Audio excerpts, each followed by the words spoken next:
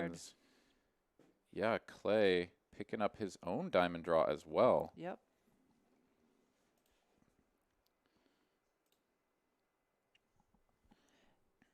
I think he's going to let this one go for 75. Nope, I was wrong. He went ahead. Yeah, picking up that equity there. Going to come along for the ride. Prestige just going to put in the call as well. Definitely some alarm bells going off here about the strength of his hand. Brick here on the end, so coins flush going to hold up. Puts in a very small bet here. That gets Clay out of the way with his queen high, and now Prestige is just never folding here. Nope. He's going to find out the bad news. 2 baby diamonds. All right. So, coins picking up a nice pot there. $419 going into his stack as we continue here on TCH Live. All right, still getting my computer loaded up here so that I can join in on the chat. I've got a dinosaur of a laptop, and this thing always seems to want to update. So I'll be with you guys here in a moment, but thank you here for joining us. If you haven't already, go ahead and click subscribe so that you can stay up to date on all of the latest TCH Live action. We are always on the air Mondays for 5-5 uncapped, Thursdays for 1-3 match the stack, and Sundays for our final table stream of the $150 Mega Stack 6K Guarantee Tournament here at TCH North Austin. Looks like the computer is finally functional. So I'll have that chat up here in just a moment as we continue. Okay, so we have a raise by J Stack. He's running into an ace jack by 4 coins. Yeah, just coins. So he's in the 4 seat. So yep. Oh, okay, there we go. That's how that'll be. All right, 3 ways to a flop. It. Yeah, coins picking up trips. The other 2 players here with a whole lot of nothing. Yep. J Stack though, he says I'll take a stab at this with my queen high. Coins min clicking to 50 here. And Wright gonna get out of the way as he should. Back over to J Stack. Let's see how frisky he feels. Oh, not frisky enough to continue, so he's gonna let that go. Coins pick up a small pot here. And he shows it. Oh yeah. Blasto. Just 3 aces. You know how it goes. There was a club draw, but nobody had clubs. Indeed. All right, looks like we may not have a straddle. Oh, no, Steam Doyle reaching for chips. He's going to put out the $6 straddle. And we've got ourselves a double straddle. Here we go, $15. Nice. As coins off to a quick start up to $1,500. And again, this is 1-3 match the stack, so any other player at the table can exercise their option and match up to the big stack at any time throughout play if they so choose. That is effectively a new table maximum each time the chip lead changes. At the bottom of the screen, you'll see how to get on the Texas Card House live list. Go ahead. Like we said, I had that nice conversation with Mr. Wright in for the weekend, but obviously yesterday and today, just to play on the live stream. Come, we'll accommodate you. Come for the weekend, come for a week. It's a great atmosphere, lots of fun. And here he goes. With the ace queen, he's going to run into kings in a second. Yeah, so coins here, raising it up to 50, very large.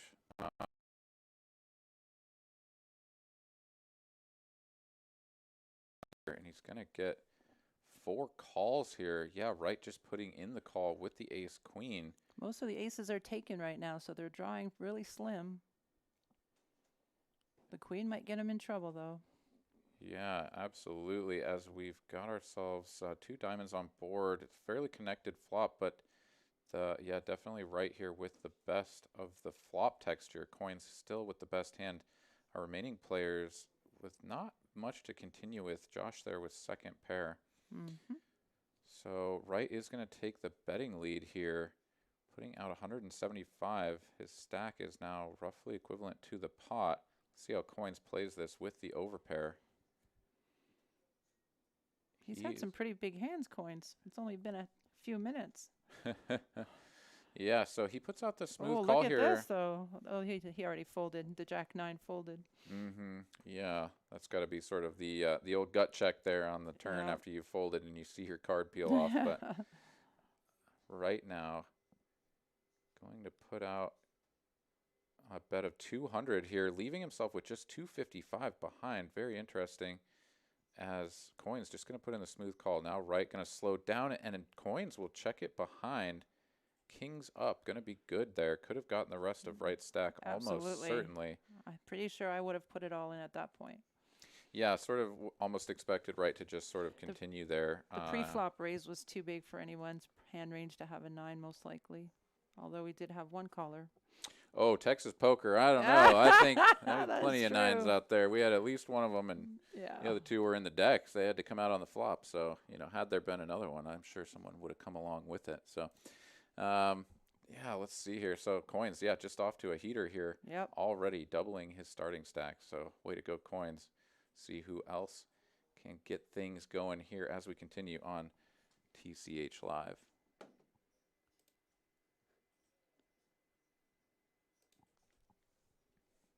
So you are a tournament player. We know this about you, Terry. Yep. How about cash? You like to jump in the cash tables, mix it up? Yes, I do actually. And I started playing cash about a year ago. And I have one of those old style calendars on my fridge. So when I'd come in at night, put a plus or a minus, nothing fancy. And I just found it the other day. And I looked through it and I was like, wait a minute, I'm in the positive all 11 months that I played cash. Not by a lot, of course. Some months were better than others. But yeah, I will get on a cash table for sure. All right. Well, maybe we'll have to get you in here on Thursday sometime. Yeah, let's do it. Excellent. But everybody thinks I'm a nit, so that's what's good about it. I want to give William a run for the money here. Okay. All right. Well, we'll get you in there, and we'll do some critical analysis as we are getting a lot of hands here popping up as the action tracker's going through here. So Peach going to do a limp call with the Jack 8 hearts. We're here onto a flop. It looks like we may have checked through.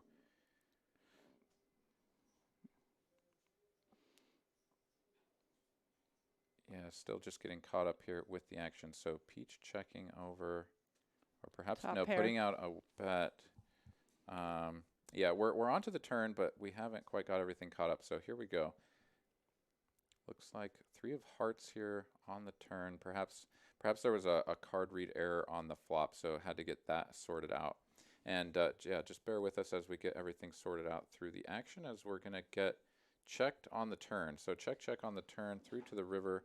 Peach going to show pair of jacks, which is going to be good, and scoop the pot. And Coin is going to lose his hand for the first time.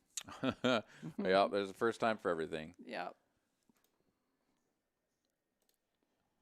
All right. If you would like to come in and play some cards here at Texas Card House, we've got lots of tables running, plenty of 1, 2, and 1, 3 tables running here tonight. I'll get that pulled up here in a moment. We'll find out exactly how many. Yeah, always welcome to come and join us here. And don't forget about our Quads Jackpot on Tuesdays and Wednesdays. Come on in and play with us on Tuesdays. Get quad deuces, and you're going to hit the jackpot. On Wednesdays, it's going to be quad threes, and you'll pick up that nice jackpot. I believe right now we're at $1,200 So we going have into another next week. straddle, a bigger straddle. We sure do. So J-Stack told me about this earlier. He said that on the last stream that if the chatters got enough likes going on, that he would put out a $100 straddle. Wow, nice. And so here it is. We are witness to the $100 double straddle here out of J-Stack, as we had Coins limping in with the ace-4. It's going to get folded over to Wright, who's going to ship in his remaining effective 2.5 big blinds here. Back over to J-Stack with the 6-deuce. Having Coins only calling, he could be tempted to put in a call of his own, thinking that it's unlikely that Coins will raise and that he'll get to see a flop. He's going through to try to figure out if he's getting the right price here. And he's going to settle on yes. So he's going to put in the call. Coins also reaching for chips, almost certainly going to put in a call as well. And we are going to go 3 ways to a flop with 1 player all in. These are some pretty marginal those hands. are pretty cool. All right. J-Stack's timing was immaculate there. 6-deuce off. Yeah, well, we'll see if And he this connects. is how we play 6-deuce. And Ah, there you go. binks it on the flop here. Nice. Queens and sixes for J Stack. Gonna go ahead and fire at this, and Coin's gonna quickly let it go. So Wright looking for a king, a 10, or some running straight outs. Oh my goodness, look at this, but it's counterfeited. Yeah, not gonna get there. So yeah, 3-pair good for J Stack. The $100 straddle. It works. It sure does. So May gonna the drag flops that one be in. with you. All right, I've got my computer booted up. How's it going, chatters? Checking out what's going on in here. So got ATX Poker in the mix. Seeing Anderson rocking the hoodie. That's right. Brand new ATX Poker hoodie. Sporting that flair. As we continue here on TCH Live. Thursday, 1-3 match the stack. If you're joining us, you enjoy what you see, go ahead and help us out. Hit that like button. Hit subscribe. Stay up to date on when this program is running. And, you know, tell your friends, tell your family that ATX Poker or TCH Live is the place to be on Mondays, Thursdays, and Sundays.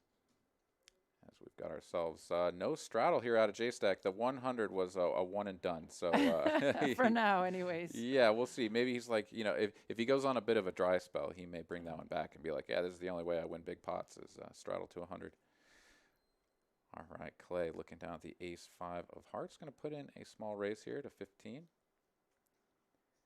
Anderson looking down at Another a nice suited, hand. nice cards. Ace, queen, suited. Yeah, he's going to put in a 3-bet here to 55. I like this. Yeah, that's the right thing to do. He got king 4 out of the way suited. Always got to watch out for that one. Yep. As Clay is going to put it in the call here, out of position, suited ace-5, and he's going to smash Wow. this top and bottom pair. Anderson, top pair with the queen kicker. Checks it over to Anderson, who's going to feel pretty good about this flop. A little spicy here. It should get a little action. Yeah, so Clay is going to elect to put in the check raise here. And it appears he's gone to, I believe that's 150. Yeah, so 150. Relatively small 3-bet out of position, or check raise out of position here. Anderson got to be wondering, is this clubs? No, Oh, he doesn't. let it go. Yeah, it doesn't even sort of contemplate the idea that this could be clubs. Yep. And just lets it go. So really, really good fold there, given the hand that Clay was packing. So Clay going to pick up a nice little pot there, 120 bucks added onto his stack. So in addition to our Quads Jackpot on Tuesdays and Thursdays, also got Ladies Night on Wednesdays. Fridays. Or Fridays. Yeah, sorry. Fridays. Wednesday is the free roll. Get my days mixed up here. Ladies Night on Fridays. And speaking of Ladies Night, you run the Women's Poker Association. Is that right? Out of Texas, yeah. I mean, there's several of us. We all play a role, of course. Absolutely proud to be part of such a great association. I'm the regional director for Texas, and you know what I do. I go out there and I try and get more ladies at the tables, making them feel comfortable, making them feel like they belong. Of course, teaching them, helping them, supporting them.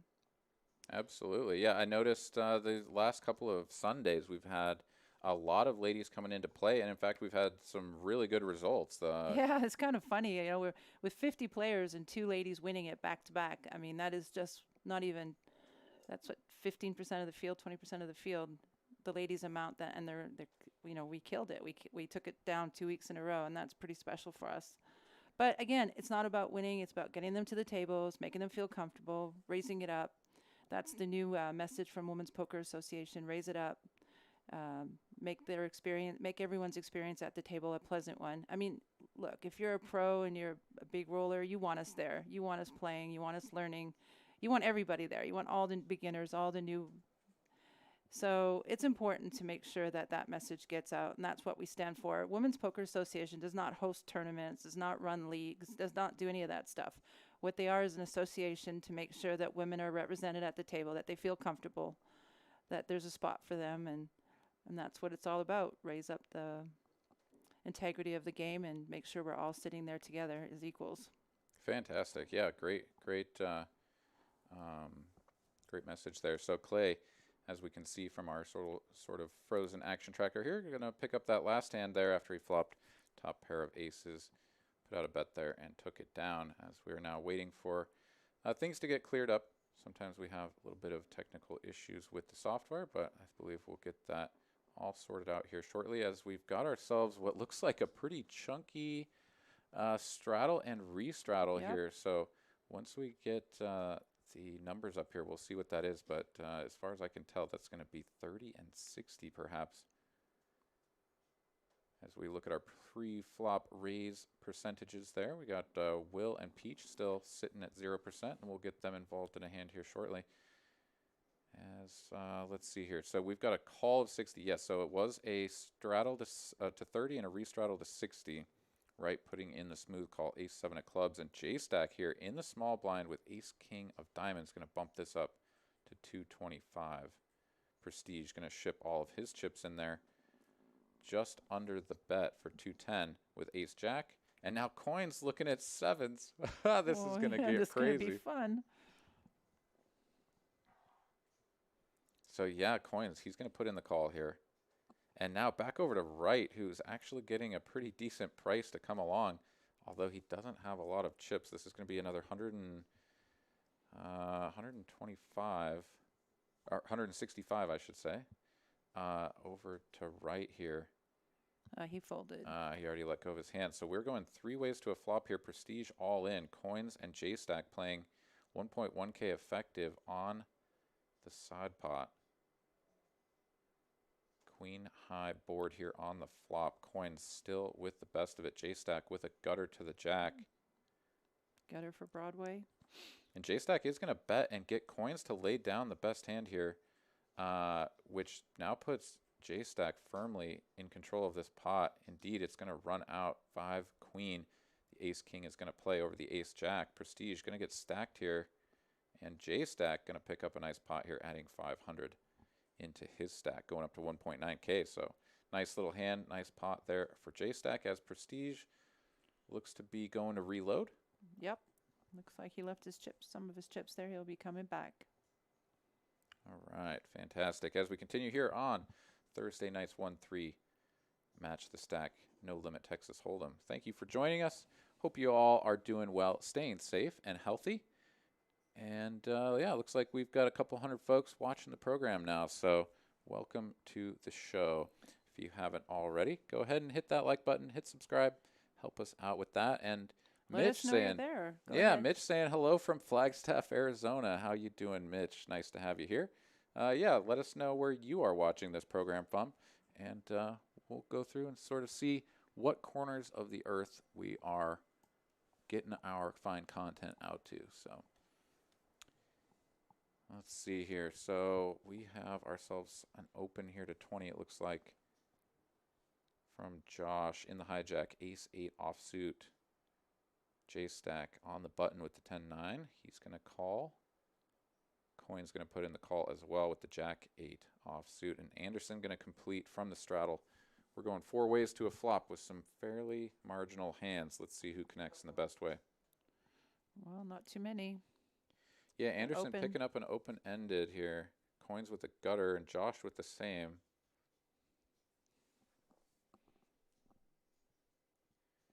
Anderson's going to go ahead and fire at this. 30 bucks with the open-ender. Josh is going to put in a raise. Very small raise here with the overcards and the gut shot. Coin's going to let it go. Back over to Anderson here. Definitely not going anywhere, and probably no reason to try raising again, because if your opponent really has something, they're just going to ship it all in on you. So he's going to make the call.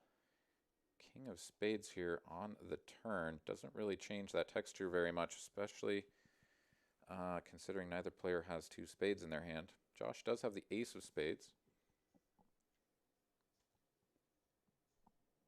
He's continuing to tell the story. He just put out 125. Yeah, Anderson checking it over and Josh going to bet. Yeah, about half pot. Not quite. And yeah, Anderson just going to have to get away from this now. So ace high was the best hand. Fires away. and gets the open-ender to let go of that equity. So nice little pickup there from Josh with the aggression. All right, Chris Parks here in the chat saying, Aaron, you should have Terry cover for an hour and let you go clean up that entire table. Yes. Oh, well, Just tell him you did that last night. Yeah, well, I did have a nice night last night. That is for sure. Yeah, no, I would love to get in on the stream sometime. So we'll have to just see how that works out, you know.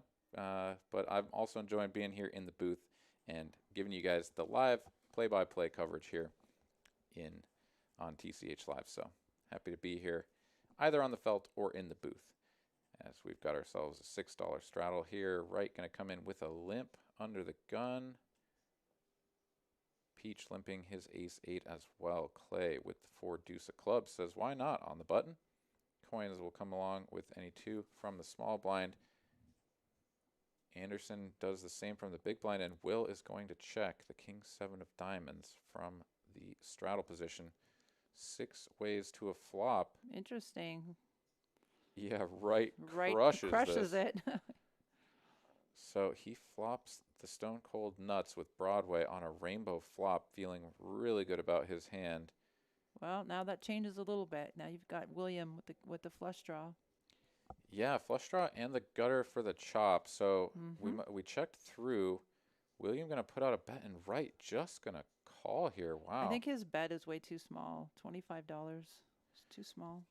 Well, William doesn't have a made hand, and there's a lot of players in there, so That's I don't true. mind the small bet, but I definitely think that was the time for Wright to put more chips into this pot and force his opponents to pay now to look get what there. happens. Yeah, because Will gets Yep. there for about as cheap as could possibly be. He's going to put out a really nice polarizing bet if what he's got in front of him is going into the pot.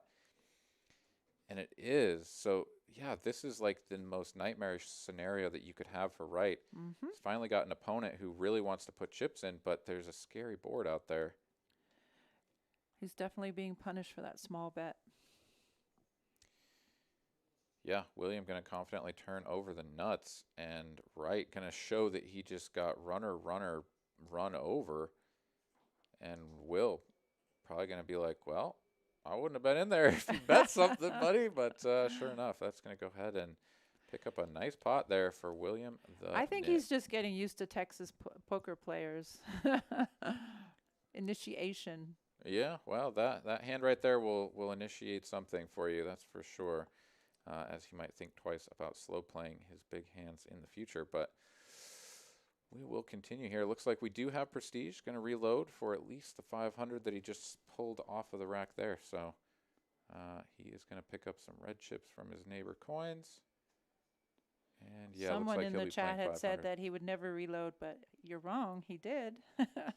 Yeah, no, I think a lot of times some players will feel like coming in for a little bit of a smaller entry, 500 or something, and then if that gets stacked, they'll go ahead and fire again, versus putting the full 1,000 out at once and perhaps running into a cooler type situation that wrecks your whole night. So understandable. Right, going to go ahead and limp in here under the gun. King 8 of hearts. Josh putting in a small raise with the 3s. J stack. No shyness here with the Queen 7 of spades. Coins will come along as well on the button with his 8-7. And William out of the big blind. No, he's going to let that go. So we are going to go 4 ways to a flop. Chris Parks here asking in the chat, who's going to Dallas for the 50K? I know I am, and several other players from here. So that is definitely a cool tournament that I'll talk more about here in a moment. But let's get into this hand. Right, checking it over. Josh going to continue with the under pair. J stack going to come along with second pair, and coins will do the same. Right now, looking at a bet and 3 calls in front of him, or sorry, a bet and 2 calls in front of him, and he's got just king high, no backdoor hearts. Unless he's thinking about making a move, this is a pretty slam dunk fold. Yep, there it goes. All right, perhaps he didn't know it was on him. It's going to put those cards into the muck. Let's take a turn. 5 of diamonds, not going to change anyone's hand. Josh now definitely going to slow this down when you have that much resistance. And a jack here on the end. J-Stack going to finish with the best hand if we get to showdown here. And we will. Coin's going to find out that his kicker is toast. As J-Stack will pick up a nice little pot there, add 120 bucks into his stack. All right, I see my buddy Matthew Sorensen in the chat. What's up, my man? Good old buddy from back in the college days in Madison, Wisconsin. Good to see you here, man. Awesome to have you in the program. Let's see here. So, yeah, so we got this $50,000 tournament happening, a $50K guaranteed tournament happening up at our TCH Dallas location. If you haven't had a chance to stop in and check out the new room, you got to do it. And this weekend is the perfect time. 3 starting flights. One tonight. I believe it's running here in the next half an hour. That'll get kicked off. And then same tomorrow, Friday night, the B flight, and Saturday, the C flight. All of those will be feeding into day 2 on Sunday. Again, $50K guaranteed prize pool. Almost certainly going to blow that out of the water. So you like some tournaments, come on in to TCH Dallas and check it out as we continue here on TCH Live. Tournaments are booming here in Texas. There's some big ones. There's some great ones.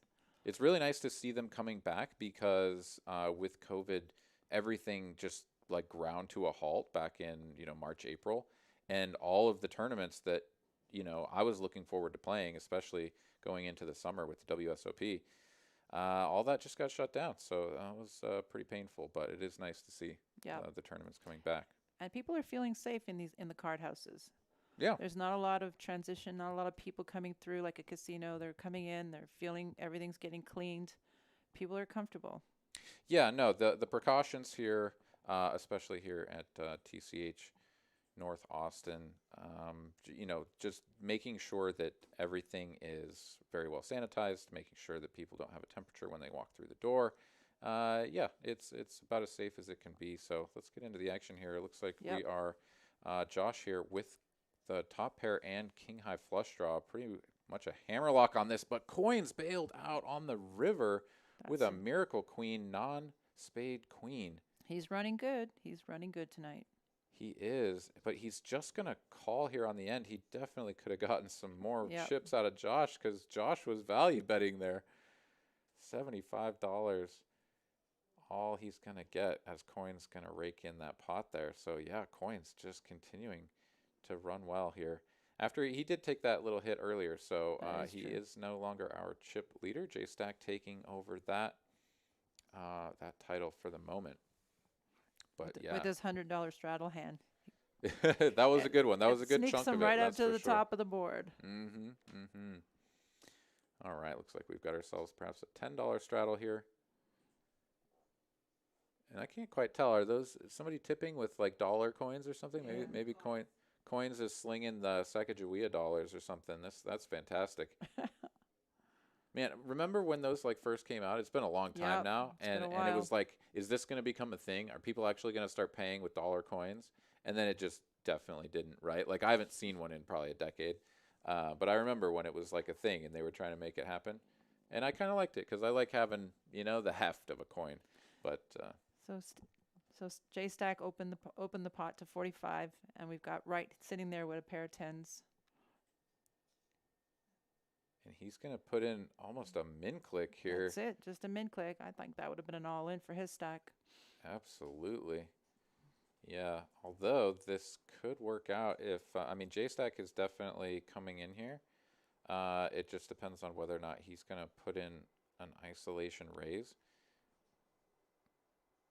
But he looks to be just cutting out calling chips, so he's just going to call, which is going to bring coins along for sure. And we're going to go 3 ways here, right? With the best of it at the moment, looking to dodge some face cards. And he does not, right? Oh, but actually he hits his set. Yeah, so Jack in the window followed right by a 10. So Wright now going to feel very confident shipping his chips across the line. And he'll get paid this time. Yeah, he certainly will. J-Stack can't go anywhere with top pair and is going to put in the call. That'll get coins out of the way, and we're going to run this out. Yep, and it worked out fine. Yeah, picked up gut shot to the queen there for the other way out. Got a little scary there at the end. But right. first hand he wins, I believe. Yeah, he's kind of run into some spots, and yeah, that one hand against Will making the backdoor diamonds and getting punished pretty hard there was pretty painful. But he's going to get the double up here, and he'll be sitting on just about $650 in his stack. So, all right. Nick from Yuma says coins soundbite. Yeah, that was always Mike's thing. He had the coin sound effect all queued up and ready to go. I have not had that opportunity to do so yet, so we may do that here at some point in the program. But yeah, just do the coin sound effect in your head for a moment until we get that going. So as we continue here, we've got ourselves a $6 straddle followed by not 100, but perhaps just a $15 straddle here from J-Stack. 20 it is. 20. Prestige getting spicy here. 3 deuce of clubs, going to bump this up to 75 from early middle position. Anderson waking up with a primo. He's got ace king. He's going to raise this up to 215. Let's see how Prestige reacts to this. Yeah, I mean, he can definitely get crazy, but he just reloaded, and this is effectively just like, oh, I'm going to play all of my chips if I call this or do something with this. Yeah, he's just going to have to let it go and preserve his remaining 400. So that was a pretty expensive loose open from early position there. His timing was a little off. Yeah, well, it's kind of tough to have the timing is just almost always going to be off when you make that kind of a bet in early position, which is why a lot of times, like if you're going to get splashy and you're going to do something a little bit crazy, generally want to be doing it when you're opening from late position. Right. If not on the button. So, that one's going to sting a little, but he's still got chips. And Coins putting out a $50 straddle. Let's go. There we go. Yeah. A starting stack at this table of 1,000 is now 20 big blinds. So welcome to Texas Poker here, folks. All right, Anderson under the gun here. Let's see if he wakes up with anything. Nope, he's out of the way. William the Nick going to need some primos to come into this pot. Ace, 9 of diamonds. What? You could tell he thought about it, but no, that's, yeah. Oh, my God. There's a reason why we call him William the Nit. Oh, well, he's got 24 big blinds. Definitely a fair game to tighten up there. An ace, 9 of diamonds, early position. It is better than the 3 deuce of clubs. I'll give it that, but this is the thing. You open that ace, 9, and you got all those players behind you. Someone can wake up with a hand that's just crushing you. I love playing with William at the table in the poker tournaments. He does switch it up. I mean, people assume that he won't. He absolutely does switch it up. Yep, I've been the victim of a William the Nit bluff before. Yeah, me too. And perhaps more than I know of as well. But he very happily shows me when he bluffs me. Okay, well he's kept his cards face down against me, so maybe he wasn't bluffing. I don't know. As we have a good rapport. Yeah, we've got a raise here from Peach to 180 with that ace king of spades. Prestige gonna rip it in here with the king queen offsuit, and now on to Coins, deciding if he wants to put in another effectively 7 big blinds here. He does not. He's gonna get out of the way. He's been folding hands. He's able to fold them. Yeah, I mean, I think the way that the action has gone down is a pretty reasonable place to fold. Although we do know that Coins loves to play himself some poker and isn't afraid to do it for a lot of chips and multi-way. But we are going to flip over some cards, and that is about as bad as it gets for King-Queen against Ace-King. And a queen on the end, not going to do anything to change that outcome, as we are going to run this twice at least. All clubs. 8 of diamonds here. Going to need a club. Nope, it's another ace, so that's 2 for Peach. Guess they are running it 3 times Prestige here. Running thin on outs. And he is toast unless that was somehow a chop pot. It is not. Prestige going to lose all 3 boards and get stacked once again. Peach going to be the beneficiary of the big ace-king of spades. Now, will he reload again? Let's see. Well, his tip chips are still there, so this is what happened previously. In fact, they're still there. So as far as we can imagine, he's just going to grab a few more Benjamins and hit the felt again. So let's take a look here at our cumulative winnings. Yeah, J-Stack up nearly 700. Peach doing the same. Coins 400 in the black. few other players slightly above their starting stacks as well. Remainder of our players looking to get unstuck as we continue here on TCH Live. All right, we're up to 400 folks here watching. Welcome to the program. Thank you for joining us. Happy to have you. If you haven't already, go ahead and do us a favor. Hit that like button. Make sure you're subscribed to get all of the updates on when this program is running, which is going to be every Monday, Thursday, and Sunday evening. As Coins here going to look down in under the gun position with the 10-8 of clubs. Looks like a hand that Coins is going to play, and he will. He's going to put in a small raise as well.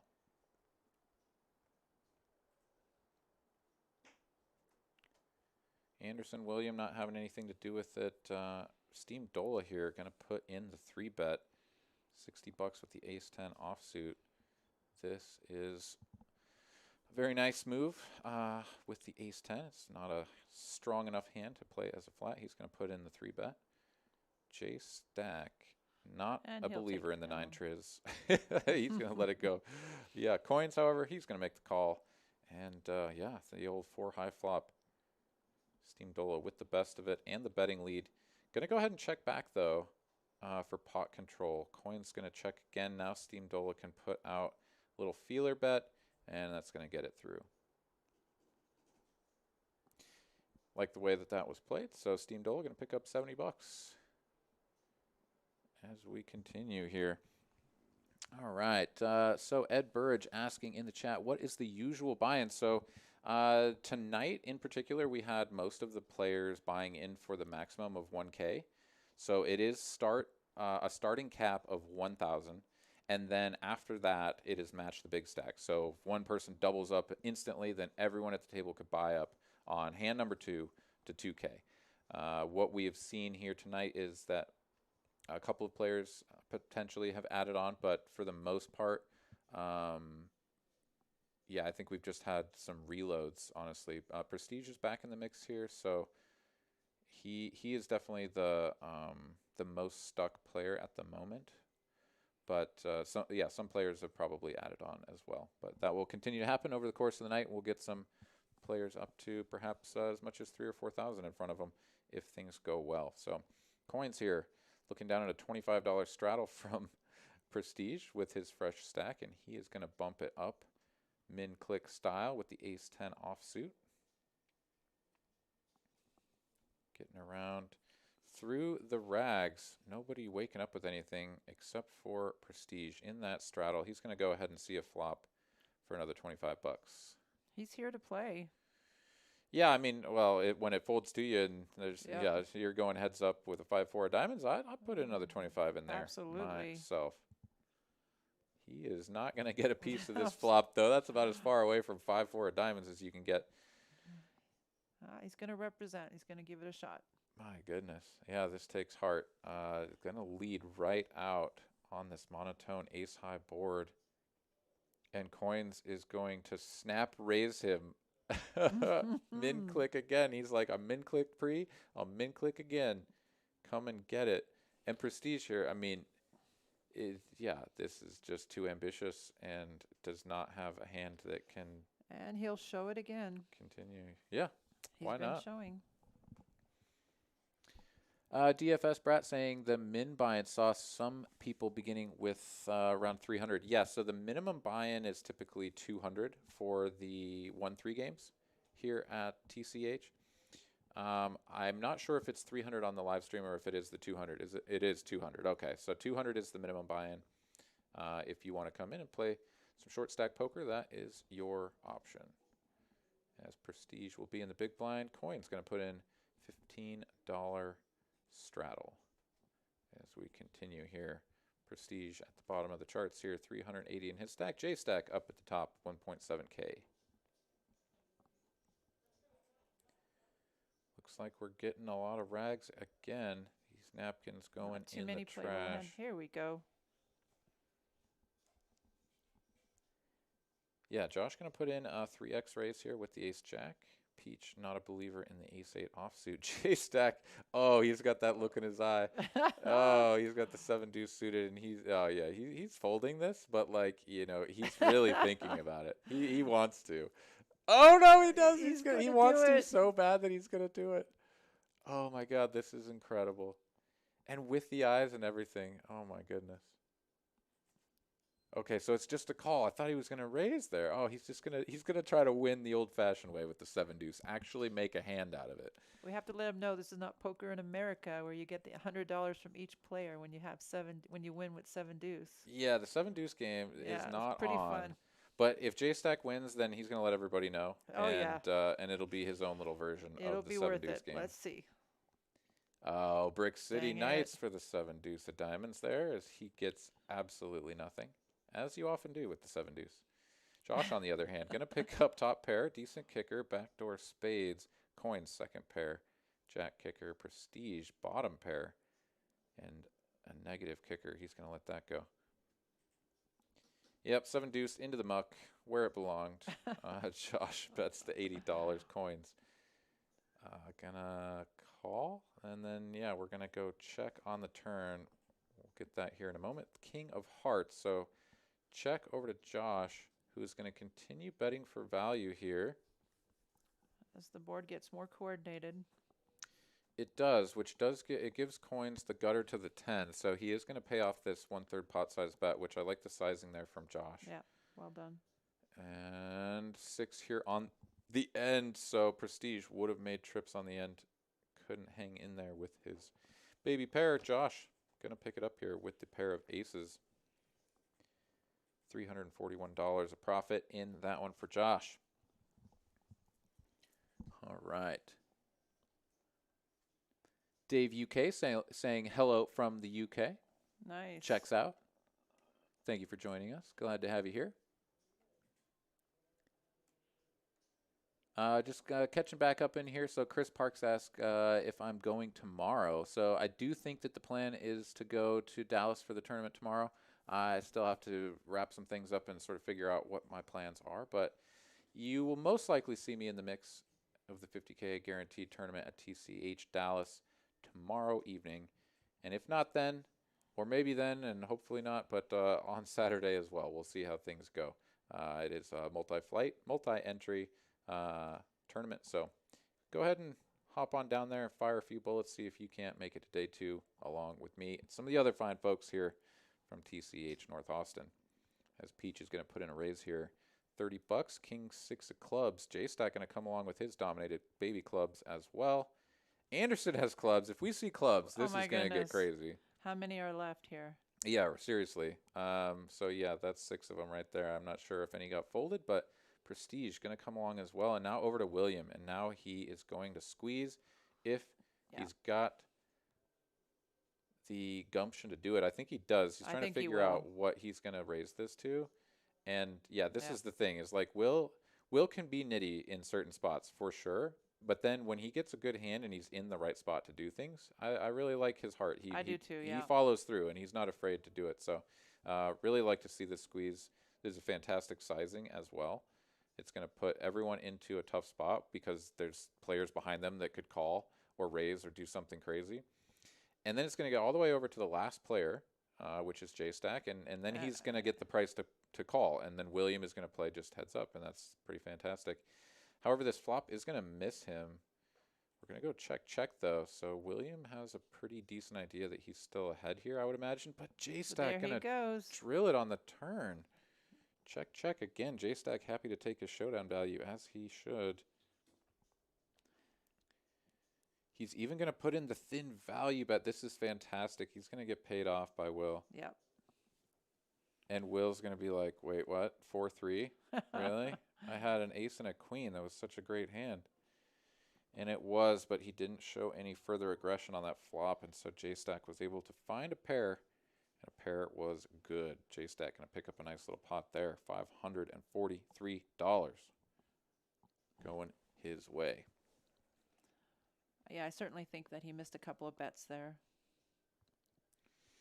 Well, yeah, so, I mean, yeah, a bet there, a C-bet on the flop, definitely J-Stack. I mean, unless J-Stack just, you know, is like, oh, you got ace-king or ace-queen, I'm going to punk you with a raise. There you go. Yeah, he was never seeing that turn. So, yeah, just unfortunate there for Will. He did not continue betting, and he ran into the 3. So, He'll try to right the ship here on this next hand as he plays a $6 straddle out there.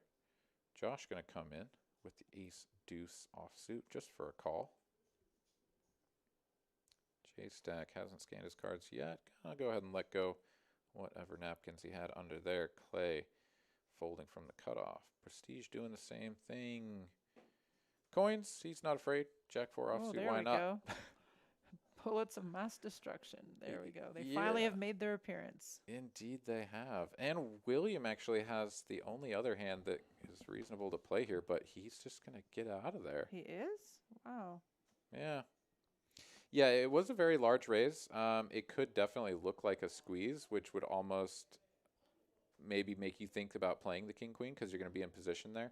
And the other players had only called. Yeah. So definitely could have seen Will play there, but wow, he shows some. I think I would have seen a flop on that one, heads up. Yeah, I mean, well, you would have had the two players behind you, but it was pretty likely it would have gone heads up. You're right. Yeah, it's sort of interesting, but he gets away from a terrible spot because imagine if he flops a king or a queen, he could dust off a few more chips. As we continue here, right, blind call. Is that a blind call? Nope. Oh, he was trying to put out a big blind, and I thought it was going to be the blind call. He will look at his cards before he acts, and he will let that go. Yeah, he's like, can I double down? Is that? Nope. Nope. Different game. As we continue here, Steam Doyle with the suited 9 triz. What are you doing, man? Gonna let it go. I don't know if Steam Doyle has ever tried to play the 9 triz. I know if you put an 8 of spades in that man's hand, he's going to do it. There they are again. They're back. Same spot, same guy. I mean, they're different colors, right? But wow, just aces back to back. How fantastic. And he's going to get a caller in coins here with the king deuce of spades. Let's see if he can dodge it. Nope. Yeah, no damage done. No Ace damage. is way out in front. Yeah. Betting a fold. He shows him again. Yeah. Right's like, hey, did you give those back last time? What's going on here? Which is a pretty good question because doesn't happen all the time. I've definitely looked down at like 7-deuce offsuit a couple of hands in a row, and that feels pretty bad. But man, aces, that's fantastic. So good for him as coins here with our highest pre-flop raise percentage. Fantastic stuff happening here on Thursday night. TCH Live. Let me go ahead and pull up the page here for the card room, and let's see what we've got out on the gaming floor here tonight. It'll take me a moment, silly computer.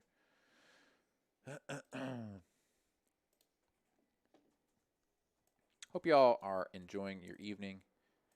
Hope you're having a good time joining us here in the chat. If you haven't already, help us out. Hit that like button. We would appreciate it. Few of the players are mentioning that we lost the legend Doyle Brunson today.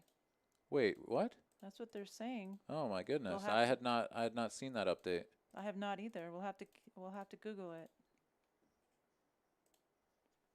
Be a sad day for the poker world if that's the case. Indeed, Texas Dolly, a long-standing member of the poker community, going way back. Haven't seen him in a while either. I think it's been over a year since he's made his presence known. Okay. Yeah, he may have been flying low for a while. As looks like we've got ourselves a pot here. Coins with top pair, 9 kicker Clay. Second pair, queen kicker, and Peach here with the gutter ball is going to make the call here, closing the action. We're going 3 ways to a turn. And there it is. There. Wow. So Peach drills it. Yeah, going to make Broadway. And we're going to check through, which is going to bring another spade. Peach checks again. Dang it. Wow.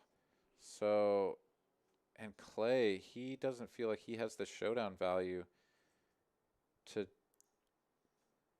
Wait a minute. No way. Did he just called with Broadway there? It sounds like it. Oh my goodness. Okay, that just went down. Well, there was a 3-runner spades. Maybe he was in fear of the flush. Well, I mean, yeah, that's the only reasonable answer there is that he was worried about the spades. And Clay did have a spade, which is why he felt emboldened to turn his king into a bluff and try to win it there. But yeah, also or just like a weird merged value bet because you wouldn't expect an ace to fold to a bet that size. Yeah, just sort of curious all around on that one. But yeah, picking up the gutter there on the turn and scooping the pot. So well done for that man right there who is now under the gun facing a $10 straddle. Let's see if he decides to get frisky here after that last one. Nope, he's going to pitch the 7-3 into the muck. J-Stack now looking down at some With the ladies. Wait, that said fold, so we must have had a card read error or something. There's definitely... Or is he not in front of his chips? Oh my goodness, if J-Stack just folded queens while he was away, that would be pretty funny. But yeah, let's see here. As we continue, Will here, he's going to go ahead and limp the button. Ace-8 offsuit Prestige had called. And yeah, we're going to go... Oh, Steam Dola here in the big blind. Yeah, he's going to go ahead and put in a squeeze bet here. I like this. But Josh going nowhere next to act with the King-8 of hearts. And this could bring in a lot of players. When that person squeezes and the first player next to act calls, it can just create this cascade effect of sort of everyone coming along for the ride. William says, nope, it's time for me to get off of this roller coaster. He pitches his in, but right, yeah, with his suited connector, he's never folding. And indeed, we're going to go 4 ways here. A lot of red cards represented here. Yep. Action flop. Well, 1 red card, right, picking up a pair and a straight draw here. Josh with a gutter Prestige with the best of it and top pair, but he's actually got only second best equity here with his top pair Jack kicker. Checks over to him, and he's going to check. Brings in another heart. There's another red card we needed to see. That's the action card we needed. Mm-hmm. We have an open-ended straight draw for Josh. Yeah, and right here is actually going to take the initiative. This is sort of curious, but he is going to fire out now. After a check through, he says, well, maybe my what's now third pair is worth a bet. Let's put 150 out there and see what happens. Steam Dola going to get out of the way. He's the one who bricked this the hardest, even though he did turn a gutter. It says call, but he doesn't have cards in front of him. So that, yeah, that's a fold. So Josh going to put in the call Prestige as well. So this pot is up to $720. Prestige still with the best of it. And it's black. Yeah, so that's going to give Josh the top pair of kings now. So Prestige getting the I don't know, just the bad end of this deck tonight. As Josh now, does he feel like going for value? My goodness, he's going Did he go for... all in? Well, he went so all in. Yeah, so he has the other 2 players covered by a mile. So he's Yeah. basically just going to say, well, does anybody have a pair that wants to put their chips in and pay me off? And right here, of course, with what's 4th pair, you know, he's just taking this time to lament his unfortunate run out of like, how do I not get a straight or trips or 2 pair or something, you know? I think he checked after the flop as well, though. He lets them get there. Well, so he had the second best hand on the flop. Yeah. Prestige definitely had it checked to him in position. He's the one who definitely could have tried to get that hand out of there, but yeah, Josh gonna get a very favorable run out. There you go, nice hand. Absolutely, dragging in a nice pot there. But right, gonna preserve the remainder of his chips. Not gonna put it in there with the pair of 6s. So he'll live to fight another day. Yeah, taking a look at the TCH North Austin website here. We've got 3 tables of 1-2 no limit hold'em going. We've got 1 table of 1-3 no limit hold'em, as well as 5 players on the wait list. So come on down, hop on that list. We may get another table fired up, and we'll have 3 tables of 1-3 running tonight. Why not? Let's do it. We've also got 1 name on the list for some 1-2-5 PLO. If that suits your fancy, hop on that list and get in the mix here at Texas Card House. We have Chris Parks in the chat saying Doyle is chilling in Las Vegas and he's fine and well. Oh, so somebody was trolling us. Okay. All right. Well, that's good to hear. Yeah. Well, yeah. We're whatever that information was. You know, if somebody was trolling us, you got Terry to bite on it, and I did too. So good for you. But we can just keep up to date on how Texas Dolly's doing. And yeah, hopefully he's doing just fine, as we've heard just now. So let's get back to the action here. We've got ourselves a $20 straddle, it looks like. A couple of players limping in here. And let's see, this says checks, so we must have a flop. There we go. Okay, so just getting the action tracker all caught up here. So we've got ourselves a king-high board right here with the best of it. Top pair, backdoor flush draw. Tiny little kicker, but he is going to bet 125. That is over the size of the pot. So he says, give me this and get out of the way. None of this run me down, you know, backdoor flush stuff. And he's going to flip over the king confidently and say, yeah, told you so. That was mine. We're friendly here in Texas. We're just going to show our hands. Yeah. You know, that is, you know, it's interesting. Some players like to show their cards, or at least it doesn't bother them to do so. Other players much more reserved about when they turn them over. When I watched the Negreanu against Polk, right from the beginning, Negreanu showed almost every hand. I thought that was interesting. I mean, they were going to see it the next day, but he showed every hand, almost every hand. Yeah, no. So I've only watched the first half, a little over half, I think, and yeah, very entertaining. Very. And it was. I mean, it was pretty surprising to see how jovial they were with each other Extremely, after yeah. just the vitriol that's come out of the Twitter, just the Twitter comments and alone would make me want to shut down. Yeah, but they both were having a good time, and it didn't seem awesome. that the sort of smack talk between them was really, you know, getting in there. And does it kind of remind you grinding. like back in the day when they used to have these fighters, you know, and they used to have all those commercials with them fist up in the air, and then, you know, before they get in the ring, they're like, you know, throwing all that aggression, and then they're friends after it all. Yeah, it is sort of interesting. It's marketing, almost like marketing, right? Well, so, you know, there's certainly an aspect to that where they have an incentive to sort of make it a big deal, because then people pay attention to it, and that's exciting. Yep. But it's also pretty clear to me. I've paid attention to Doug Polk for quite a while. Let's go ahead and come back to that here in a moment, as we've got ourselves a hand developing. Two players with top pair here. Clay with the best of it with the diamonds and the coins ace. with a gut shot. Yeah, and he is going to come along here. So we are going 3 ways to a turn. Well, that's that going to 9 might keep him there. Yeah, it does give him a pair, but that's not quite what he was looking for, I'm No. sure. Clay's going to go ahead and continue betting here. His stack is shrinking in relation to the pot.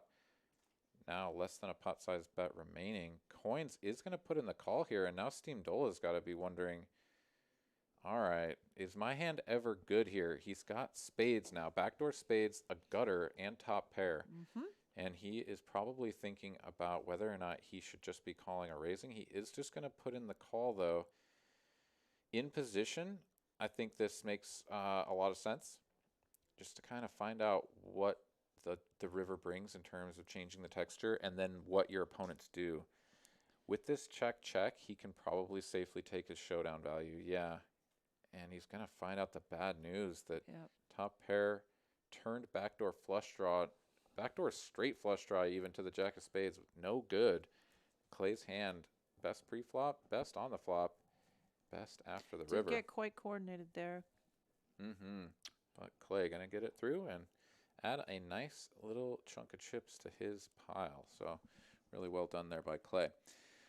Come on in and join us here at TCH North Austin all throughout the month of November for our fantastic November promos.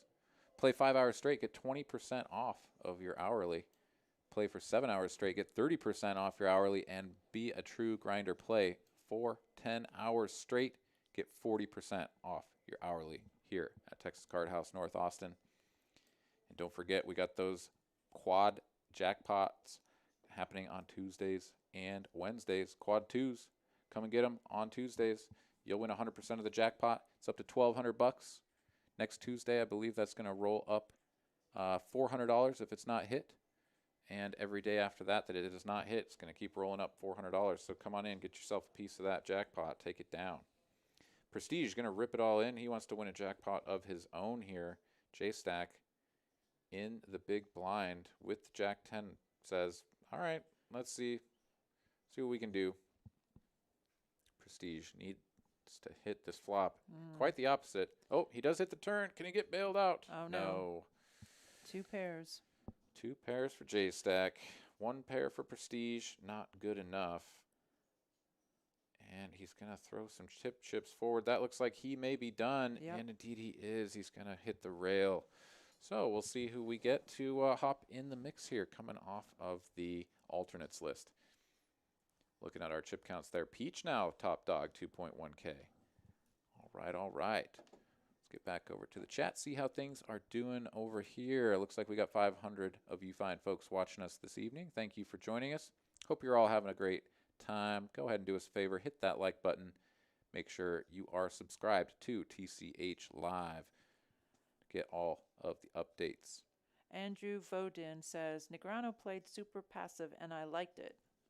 I think he had moments where he changed it up. I think they both did. I think there was a lot of studying going on before that heads-up match, and I think they each thought they knew what the other one was going to do, and so when they changed it up, it was quite confusing.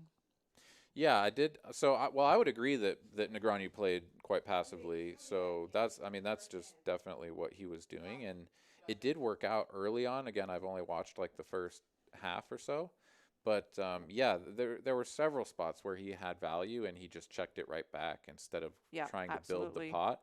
And in a couple of spots, it got Doug to pay off or to bluff, but it is sort of curious, right? Because if he continues with that style, then Doug is going to be able to exploit that. Absolutely. Like 100%. So, and other people, of course, the analysts were already looking at this and sort of saying, oh, he's playing that way now, and then he's going to mix it up later, and Doug, he did start to mix it off. up like near the end of the 200 hands, and he did throw some bluffs in there at the end, and he did get more aggressive, but you're right, it was always mostly on the river. Mm-hmm. It was a late aggression. There was a lot of checking going on in that heads-up match, that's for sure. Mm-hmm. Yeah, like the last hand that I remember being of sort of note was he had queen 6. He turns the straight and the flush draw, and just checks it back like immediately. And then Doug finds a miracle off-suited card to give him the higher straight, right? And it was just like, like it could have been way worse, right? Like if you think about it from a results-oriented like standpoint, it could have been way worse had he bet. But at the same time, it's like you just turned a straight with a flush draw. Like, why are you not building this pot? Yeah, like that was sort of extraordinary. But who am I to say? I believe Daniel Negreanu has won somewhere to the tune of $40 million or something playing poker. So good on him. And what do I know? So we'll see how he does, though. That was just the first 200 hands up. 117K? Now they're going online, and online is where Doug Polk shines. So we'll see. Indeed, I'll tell you the first moment that I was confused about watching that heads-up match is when he kept looking at his cards. It was the very first big pot that they played. I think it was hand 2 or 3 or 4. Oh, Negreanu, right? He kept looking, and then Polk said to him, "What are you going to pull the old man thing? Like, what are you doing?" Later on, he had said that. What is this? Like, you can't remember your cards? Mm-hmm. And I think that was just strategy. I was sitting back thinking, this has got to be part of the strategy because he has to know what his 2 cards are. Yeah, well, I mean, so... Did you remember that part where he kept looking back? Yeah, so let's come back to that. And that's the hand he had, King 3. There we go. Hey, there you go. We got it. We got Negreanu hand right here. Right here. Coins, he's going to have 10 high, no good. Josh here with the ace high, J-Stack with top pair now here on the turn with the King Queen. Betting 50 out there. Josh trying to dig deep, find out, is ace high ever good here? Should I continue? Going to be out of position, and he's going to let it go. So, so let's see here. What was the, so, okay, looking at the cards, right? So both of these players have been studying, quote unquote, whatever, playing in warm-up matches, and it's all been online. So I definitely can understand that someone who has just been playing a bunch of online, like your cards are just sitting there on the screen. And now you're sitting there at a table and you've got chips and you actually, right? They both had comments about how much is in the pot and, how much should I be betting to make it 1/3 or whatever, because you just don't have that information right at the tip of your fingers like you do on the screen. So, I mean, I think there was some friendly banter in there and everything, but I also just think it's like, oh shit, I just got to look at my cards again. What the hell? I don't remember if that was a spade or club or whatever. as we continue here. So it looks like we're on hand, was that 22 or 32? I can't even tell how far into the program we are. I guess it's 7:15, so just over an hour into the program here. Probably hand 22. Let's see here. So Anderson going to limp his suited ace-8. Which is going to invite Nope. everyone else in. Nope. Yeah, actually, so it was just, we had a mistake there. So that's going to be a raise, which makes a lot more sense. Raise up to 35 here. From the big blind. Okay. Coins will come along. The suited ace. He had limped, so yeah, okay. So now we're all caught up here. The limp call from coins, the raise from Anderson got Will to fold. Unless I missed something else there. The flop will absolutely favor Anderson with the open-ended. Yeah, and backdoor diamonds, coins here with just backdoor. Oh, and the diamond does come there, so now it makes it more. Yeah, it makes it more enticing. More enticing. So he bets and gets a fold there. Yeah, so we're just having a couple of little hiccups here with the action tracker, but we'll keep this moving here on TCH Live. Thursday edition, 1-3, match the stack. J-Stack here sitting at the top in terms of cumulative winnings. Peach right behind him, both up 1.1K. Doing pretty good. Take a look back here at the chat, see how you guys are doing. Let us know where you are watching this program from. And, feel free to, chime in, chat about Daniel and Doug battling it out on the felt last night and into the future here. Big talk around the 4-to-1 odds that Daniel Negreanu was getting as the underdog. They talked about it. They bantered about it a little bit on the felt. And Doug was sort of the impression that somewhere between 4 and 5-to-1 is probably appropriate. So I think I feel roughly the same. Somewhere probably closer to 5-to-1. I do think that Doug is going to be the big favorite there, but we shall see. Obviously, things didn't start out that way, so see how it goes. As J-Stack here going to pick up ace-king, middle position. He's going to bump this up to 30 bucks. Bunch of napkins, a lot of 10s and 4s getting tossed into the muck. Anderson looking down at a pair. He's going to put in the call, and Will has a suited king-jack, so he's going to come along as well. And now Wright, who had limped under the gun with the 9-6 of hearts, says, well, why not? We've come this far. Let's see what we can do. How about whiff a flop? So J-Stack will go ahead, hit his top pair. Yeah, top pair, top kicker, backdoor, royal flush draw. Why not? William here, second pair, backdoor, heart draw. Anderson, terrible flop for 9s. He's going to get out of the way. Will is going to come along, so he's not a believer just yet. J-Stack's image here for sure going to play into this decision from William. Backdoor hearts probably factoring in a little bit as well. That is a red card, but not a heart. We're going to go check. J-Stack setting the trap here. Flush comes in and Will decides to bluff at this. J-Stack, shot at it. Yeah, licking his lips. Wait, what?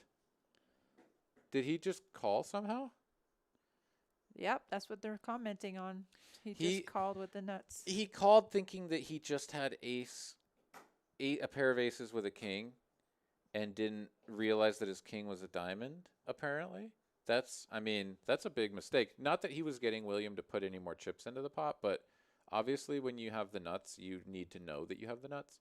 So J-Stack, shame. No, I'm kidding. Get out your little bells or whatever, and there used to be a rule. We'll have a procession down the middle of the. There used to be a rule that if you didn't bet the nuts on the river, that you would get some kind of penalty, but that is long gone now. I still hear people talk about it at the tables. Well, we should do the shame walk. The shame walk. There you go. That rule will always be alive. Yeah. We'll have to. Yeah, I don't know. Come up with something better than like taking off all of his. Okay, I'll just end it there. Right. You've seen the shows, right? So, all right. Let's see here. What do we got going on here? People just talking about the D-Negs and Doug Polk matchup. Yeah, fantastic stuff here on TCH Live. So thank you again for joining us. Hope you guys are having a great night. We're up to 60 likes here. Let's see if we can get that number up over 100. I might crack myself an IPA because Terry brought in a 6-pack, And I think I've got a 6-pack of Viva Chela sitting around here somewhere as well. So might have to start cracking open some cold ones. Hope you guys are having a good time tonight. You know, crack open a cold one of your own here on TCH well, we've Live. got 5 players to the flop. 6 Six, even. actually. There Yeah. we go. As we've got coins here connecting with a pair of 8s. Going to have the best hand here at the moment. Steam Doyle with bottom pair. Going to check through to a turn. No one going to improve on that besides coins, who already had the best hand. J-Stack does have the nut flush draw here now, so he's actually going to stab at this for 30 bucks and see what people are working with. Clay says no thanks. Over to coins now, who is going to put in a small raise. Sort of standard fare for coins here, these very small raises. J-Stack, perfect price to hit his club, but he's not going to get there. And then we go check, check. So, yeah. I'm surprised at that. Yeah, coins very frequently will take these sort of passive lines with, you know, strong hands, but not the nuts. Just to sort of fade the occasional spot where J-Stack is trapping him with clubs. Yeah, so he's going to go ahead and check that down, pick up the pot, though. His best hand is going to hold up there. No club on the river as we continue here tonight. TCH Live. Again, all through the month of November. Come on in and join us. Play for 5 hours straight. You'll get 20% off your hourly. Play for 7 hours straight. Get 30% off your hourly. And if you are a true grinder, 10 hours straight, a play here at Texas Card House North Austin will get you 40% off your hourly rate. Come on in and check that out. And if you want to play live, go ahead and send an email. Come visit us for the week, for the weekend. Absolutely. Yeah, shoot an email to tchlivelist@texascardhouse.com. You can also text us there at 512-939-5364. That information scrolling across the bottom of your screen all night long. Go ahead and reach out. Maybe you can get in here. We need some ladies at the tables, too. If you're with the Women's Poker Association, mention my name. Say, hey, Terry invited me. Come on over. Absolutely. There's a lot of ladies killing it over at the Venetian in Las Vegas. We just need to make this a nice little weekend trip here into Austin, Texas. Heck yeah. Yeah, that would be fantastic. Bring a bunch of different folks from around the country in and test your chops here at the table. All right, we've got ourselves a Jack 9-6 flop here.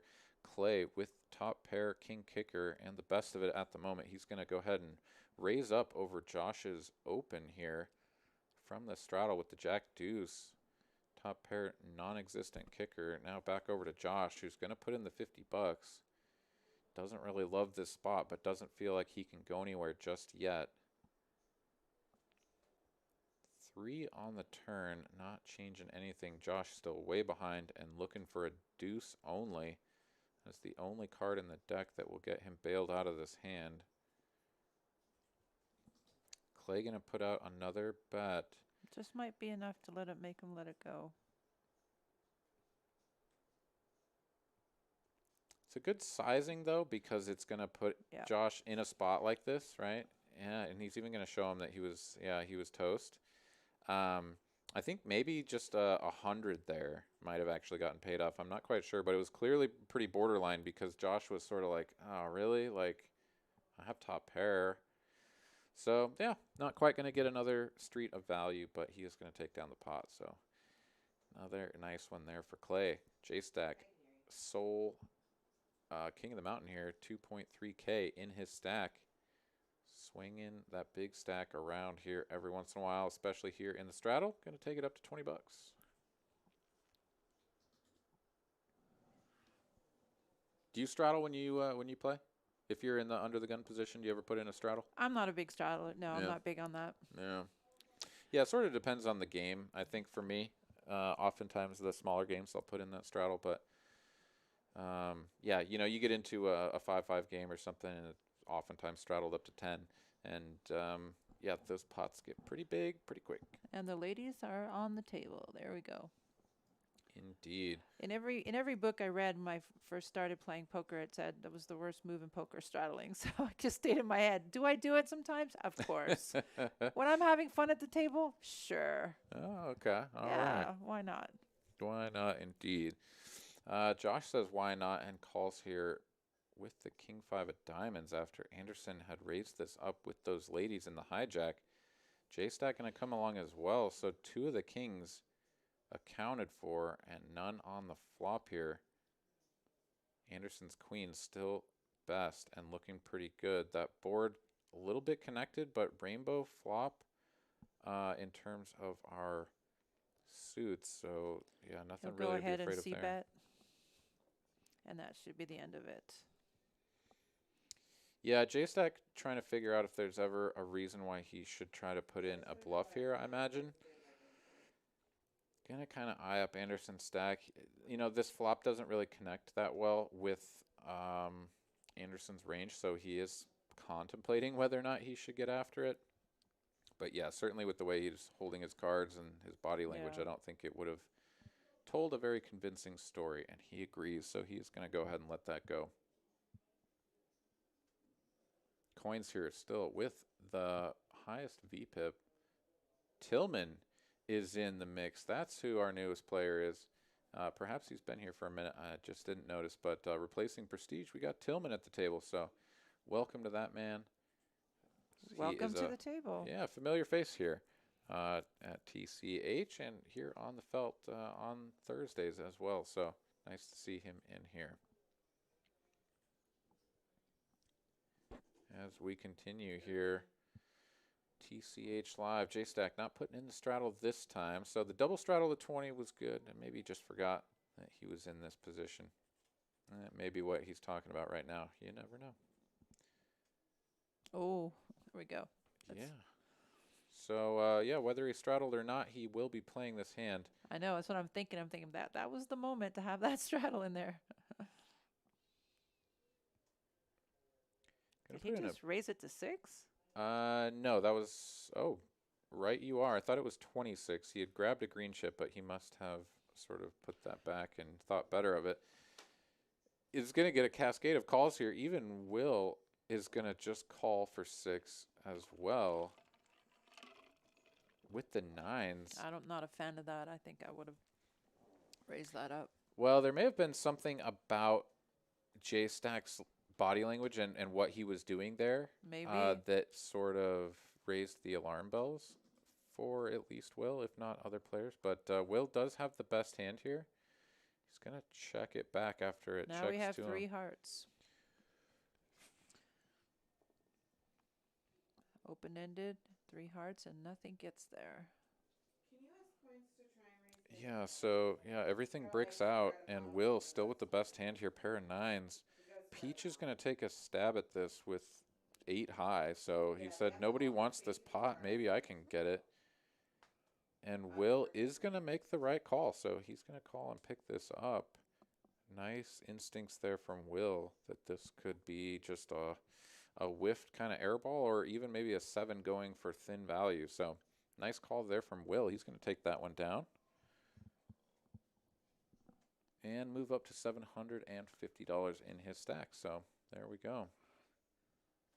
Yeah, I spoke with Will earlier. I think he is headed up there for the tournament. I don't remember if he's going tomorrow or not, but yeah, like I was saying earlier, there's going to be a nice contingent of Austin players going up to play that, and hopefully it's a good turnout. I mean, a 50K guarantee prize pool should get crushed.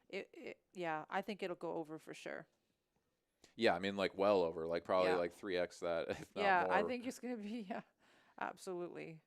They've been killing it up there. All the pictures I've seen, all the tables are full. The action's great. It's a beautiful room.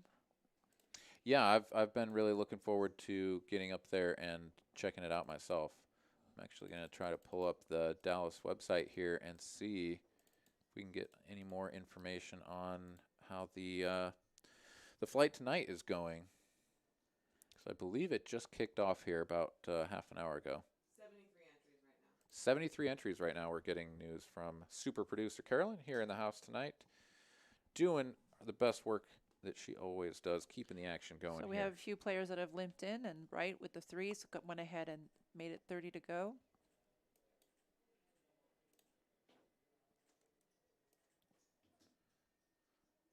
Yeah, so just a little bit of information on that tournament. It's a 50K guarantee, multi-flight flights tonight, tomorrow, and Saturday. 7 p.m. starting on tonight and tomorrow, 2 p.m. for the Saturday flight. It's a 30K starting stack, $265 buy-in with day 2 starting 2 p.m. on Sunday. Okay, back to the action. J-Stack raised it back up again. Everyone called, and there's the flop. 4, 8, 10 of diamonds. J-Stack was the aggressor. Let's see if he continues. He does not. He checks it down. Yeah, over to Steam Doyle here in the cutoff. In position, he's got top pair. Definitely the right time to put out a bet here. Thin the field. Find out if you have the best hand or if someone might be sticking around. I mean, you can't hit it any much harder than that. Wow, J-Stack is There going to you put go. in the call there and find backdoor clubs starting to work for him. Yeah, very interesting. So now he's going to check Steam Doyle with the gutter to the straight, just the jack kicker here. I'd like to see him check this back, but he is going to continue betting. In fact, he's just going to rip it in. It's like, you know what? If you got a draw, I'm going to make you pay to You're see gonna it. pay And for if it. you got the goods, then here, you can have my chips because I've only got a pot-sized bet remaining. So he is going to just jam that in there. Honestly, I don't hate that either, but Nope, he's I not like going it. he's not going to get any more chips out of J-Stack. I do think that if he checks it back, J-Stack is going to put in a bluff there on any bricked club, but yeah, he's gonna have to lay down that equity. And he'll pick up a nice pot. He's really just playing the player there. He knows that J-Stack's going to continue if he doesn't put maximum pressure on him.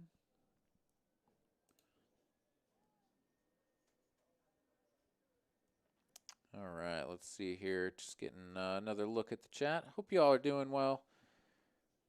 Moose Duty says that, shout out to Mike Youngblood. He's trying a C4. Yeah, dude, I don't know. Some of those things that that Mikey brings back here and consumes, I'm not quite sure if that's for consumption, for human consumption, or for degreasing a diesel engine or something. But The empty bottles of evidence are sitting in front of me. yeah, well, that's our Woodford Reserve. I definitely did some. I participated in the damage to that bottle, but yeah, some of that other stuff, my goodness. But you know what? If it keeps him alive and well, and you know, slinging cards and doing commentary and all the things that Mikey does, you know, more power to him. Put Absolutely. that C4 and rain and all that good stuff inside of him. As Anderson, he's got nice little hand here. Going to bump this up. Early position, ace king. Right, looking down at some eights on the fairly short stack here, and he's just like, all right. Okay, let's do it. Snowman. Yeah, see if anyone else wakes up with a hand they can play. Jeff definitely going to let go of that. And Peach has got the queens. Wow, the ladies are back on the table. Wow. So this action has got to be very interesting for him. So early position open, a jam, and a sizable one, too. 8x the initial open. And I think Peach just calls. Yeah, he just calls and then ace king. Oh, jacks. The hooks are on the table as well. Buckle up, everyone. Action's coming. Yeah, so I think Clay can safely fold this, honestly. It's Clay. I don't know. Oh, yeah? You don't got know. an inside line on Clay? Yeah, Jacks are too good to fold? I believe so. Okay. At least look at him. He's wondering. He likes action. He plays our regular Sunday tournament as well. He's a regular here. Oh, we got Mike Youngblood in the chat. What up, Mikey? All right. Well, I don't know. What do you think, Mikey? What's going to happen here? But I feel like it's bad luck for Wright because he finally gets to put some pressure. He did fold. You were right. yeah, had to do the old show the neighbor trick though. Look at that. Like, Tillman has twos. He folded that. okay, yeah, Tillman can let go of those pretty quickly. Anderson, he's turning his What? cards over and He's just turning like, over oh, ace king. I'm just done with it. Yeah, so the flat call, the cold call on the button from Peach there, I mean, I guess it telegraphed enough strength that his opponents got out of there, but wow, he Look, the just deuces hit. well, the And queen. the I mean, queens top as well, set. Yeah, yeah. it's just. I mean, that board's just toast. That one is done. Luckily for Wright, he didn't hit an 8 on that board. He still got chances. Looking for one now. 8 and an 8 only. That looks kind of like half an 8, but that is not going to do it. And Wright is dusted.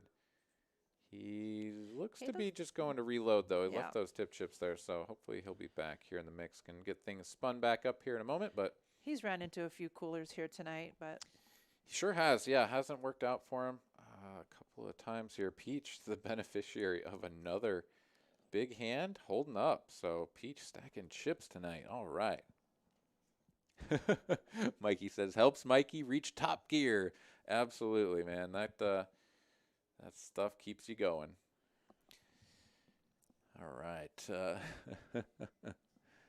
Rockstar implementation saying, dude talking isn't the dude talking tonight. And he's got a sad face. Well, I'm sorry to bust you up there about it, but I hope that I can keep you enough company to keep watching and enjoy the program, as we've got ourselves up to 70 likes here. So if you guys like this program, like what you're seeing, go ahead and help us out. Hit that like button. Get us up over 100 for the evening. That would be fantastic. As we continue here, TCH Live Coins looking down at the suited queen. Triz. Gotta call that. Gotta raise that. Heck yeah, let's bump that up. 15 bucks under the gun. Coin's the believer in the Monster Energy drink back there, and it looks like maybe Josh or Steam Dola sucking down a sugar-free Red Bull back there. So look at that bucket over oh there. yeah, behind that's there. Josh. That's Josh's. Josh. Yeah. He's got Let's have some fun. the barrel of beers. All right, Anderson gonna just put in the flat call there. Queen Jack of Spades. Josh coming along in the hijack. Queen 8 offsuit. All of the queens represented here in some way, shape, or form. Pretty interesting. See what we get on this flop. There's the Triz. So the Queen Triz opening under the gun. Gonna flop the best of it, but Anderson up and down straight with the backdoor royal flush draw. I'm surprised he just limped in. Actually, well, he just called to 15. Indeed. Another 10 here on the turn. Doesn't change anything. Coins now big favorite to win this with his 2 pair. There and you go. 9 He got on the there. end. Gonna give Anderson the straight. And a small little pay me bet here too. And Coins with just the 3, not even gonna pay that off. It was just looked too juicy. Yep. So Anderson gets there on the end. He's gonna pick that one up. No spades required. Just a 9-ball. All dressed pocket. nice up in a suit to play poker. Looking good. Oh yeah, Anderson's the man. He always shows up fly. I noticed the Negreanu against Polk. Daniel looks a little different. He's got the ankle boots, the tight jeans, the leather jacket.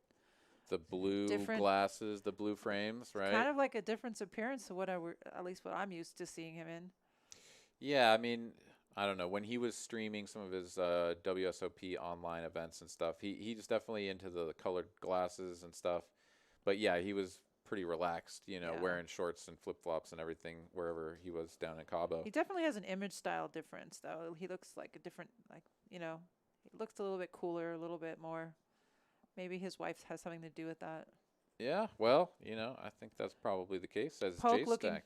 Polk looking relaxed, not wearing the T-shirt that he normally wears when he's around. That's the truth, yeah. As J-Stack looking down at some gigolos here, he's got pocket jacks. Going to 3-bet this to 160. That is a sizable bet. After Josh had opened and Peach called in between. So Coin's going to look down at some 8s and put in a call. And we're going to go heads up here. The other player's getting out of the way, not liking what this was looking like. Heads up to a flop. Let's see if the 8s do any better on this flop. Nope, they do not. 2 hands in a row. They do not flop an extra 8. The jacks will take the lead. Yeah, 2 spades out there. J-Stack with a spade in his hand, not too concerned about the flush. Coins is going to tell the story. Well, so it was a check over. J-Stack continued for 200, and Coin's going to call, leaving himself just 228 behind. He's got a 1/3 of the pot remaining. A spade here on the turn. J-Stack again does have the jack of spades. Coin's trying to figure out, what do I do now? Oh, how about bet 15? The stack of greens are already in, so he Yeah. will call his stack off. He will indeed, and he is in just for about, the bad news. Yeah, he was just about drawing dead there. Even the 8 of spades was going to be bad for him. Yep. Queen on the end, not going to do it. J-Stack going to take that down and stack our man Coins, who's going to have to reach into his pocket, pull out some more dollar bills, y'all. Get himself reloaded and back into the mix. J-Stack dragging a nice one, still challenging our man Peach over there for the chip lead at the table, sitting on 2.7K. We will have to wait for that little pop-up to let us know who actually has the 1 or 2 extra dollars. Looks like we got ourselves a super chat here in the chat. JTN 1968, what's up, dude? Hey, put this towards the next bottle of Woodford Reserve. Absolutely, definitely will. Terry is another great choice for the booth. Put Asa in the seat that Wright vacated. All right. Yes. Some hot takes here from our man JTN in the chat tonight. Thank you very much. Appreciate the super chat. Hope you're having a great time. Appreciate those kind words. And I hope all the rest of y'all are doing a great time as well. Asa says, get to 150 likes and maybe we'll get a $150 J-Stack straddle. I like that. Let's do that. Let's see if we can make that happen, huh? You need 150 likes? Yeah, we're at 83, so we're over halfway, and the program is not halfway done. Okay. So we can do this, people. What do you say? Let's Help try. us out, eh? Any ladies out there, please give me a shout out. Go ahead and hit the like button. All right, looks like we got ourselves a bomb pot on a dealer change. Jordan sitting down here. Going to get these things happening. Let's see if we get ourselves a big, nasty bomb pot situation. Man, those things are tearing me up, man. I tell you what, I've actually stopped playing the PLO bomb pots because they've sort of taken over. It's almost like when I'm on the button and I call, we're doing hold'em. Everyone kind of like grumbles. Not everyone, but some people. And you know, I don't know. You know, it's like if you play it, you just get all your chips in. You know, like literally, just like if you play it to the river, all of your chips will be in the middle.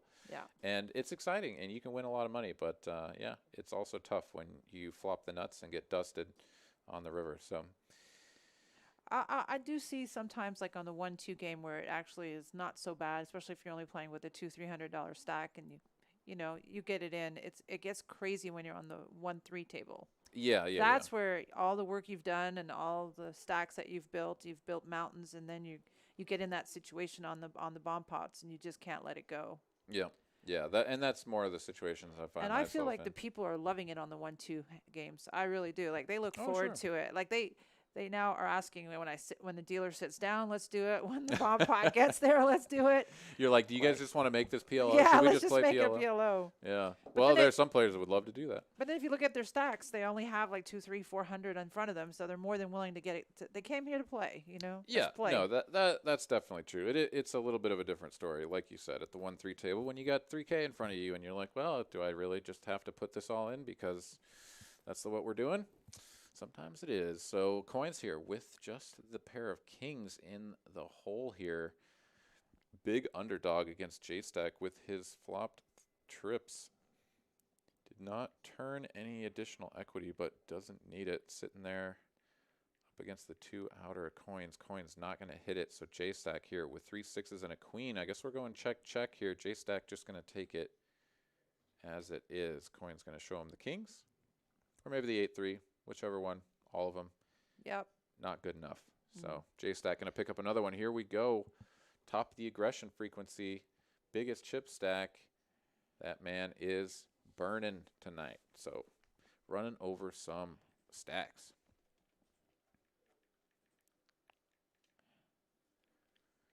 As we take a look back over here, looks like we've got 458 concurrent viewers. Thank you all for joining us. Hope you're having a good time here. Please hit the like button, the thumbs up button. Please share. Absolutely. Ladies, you have to be in the house tonight. In the house tonight, in the the house house. tomorrow. Let's get you in here any day of the week, but also especially on Fridays. Come on in, play the Omaha free roll 1K guarantee. Fridays, it's also ladies' night. 50% off your hourly if you come on in on Friday. So that is the day to do it. Come on in, play yourself some Omaha. We've also been offering on Sunday's tournament free month membership to all ladies coming to play the tournament. So if you're nothing to do on Sunday, come play a wonderful tournament. Get a free month's membership if you don't already have one. Ladies are seriously representing in that tournament. When I first started playing, there was like 1 to 2%. Now we're hitting 17, 20% of the field. I promise to make you feel comfortable, enjoy your time, and play some great poker. Yeah, and if recent experience says anything at all, it is that ladies will make the final table, and they might even bust you out because I got cracked out of the tournament in 4th place last Sunday, running into it.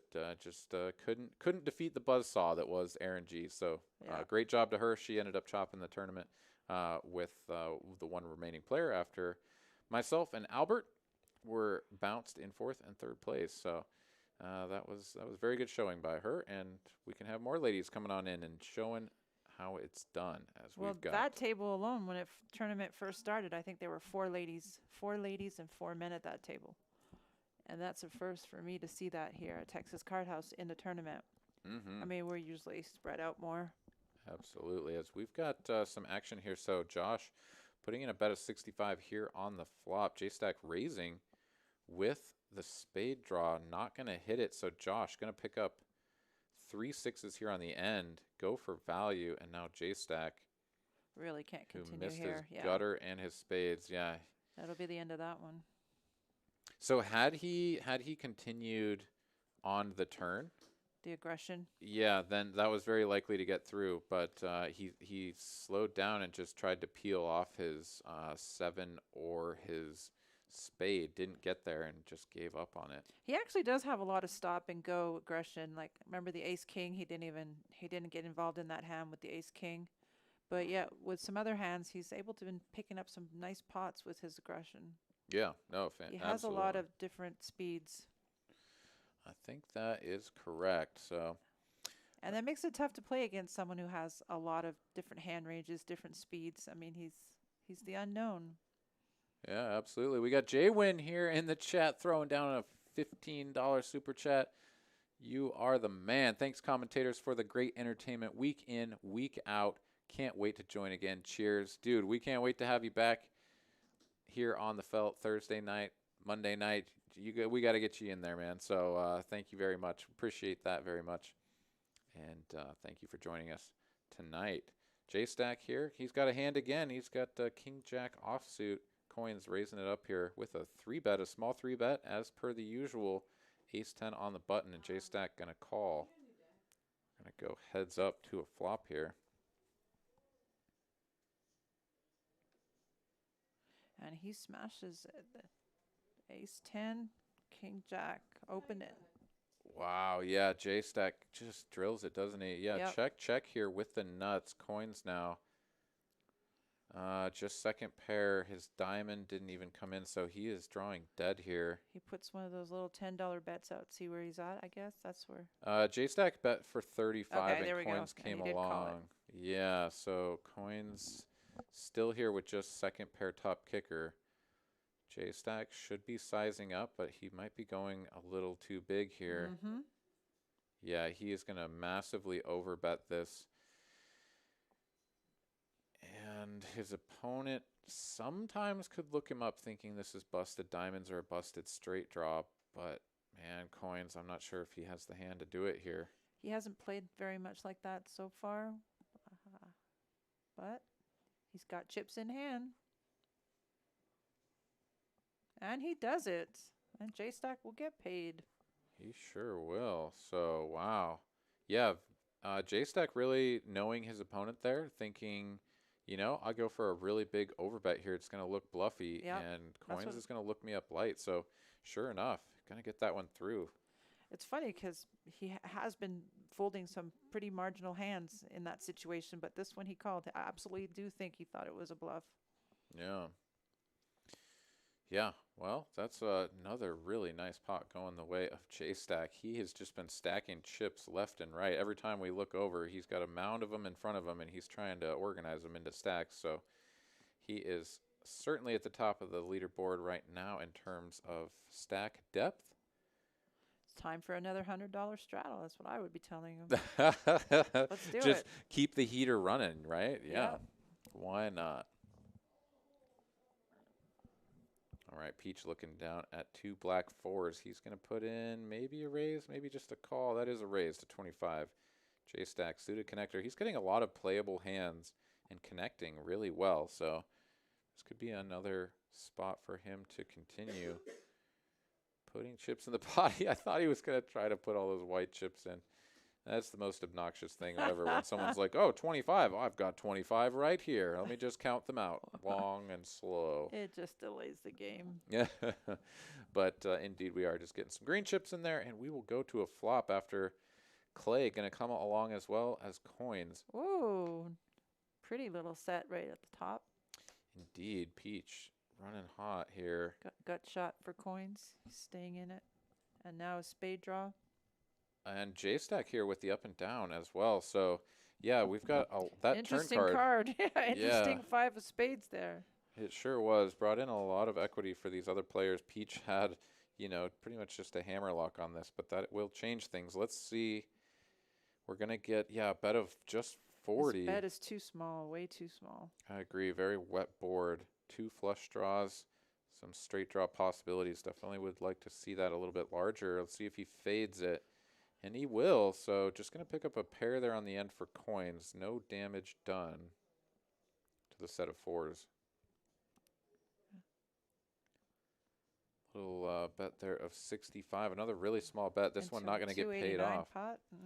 Well, see, that's the thing, right? Had he sized up on the turn, you get paid more from those draws. After they see the river, they're just not going to pay you if they miss. And if they hit, well, now you're toast.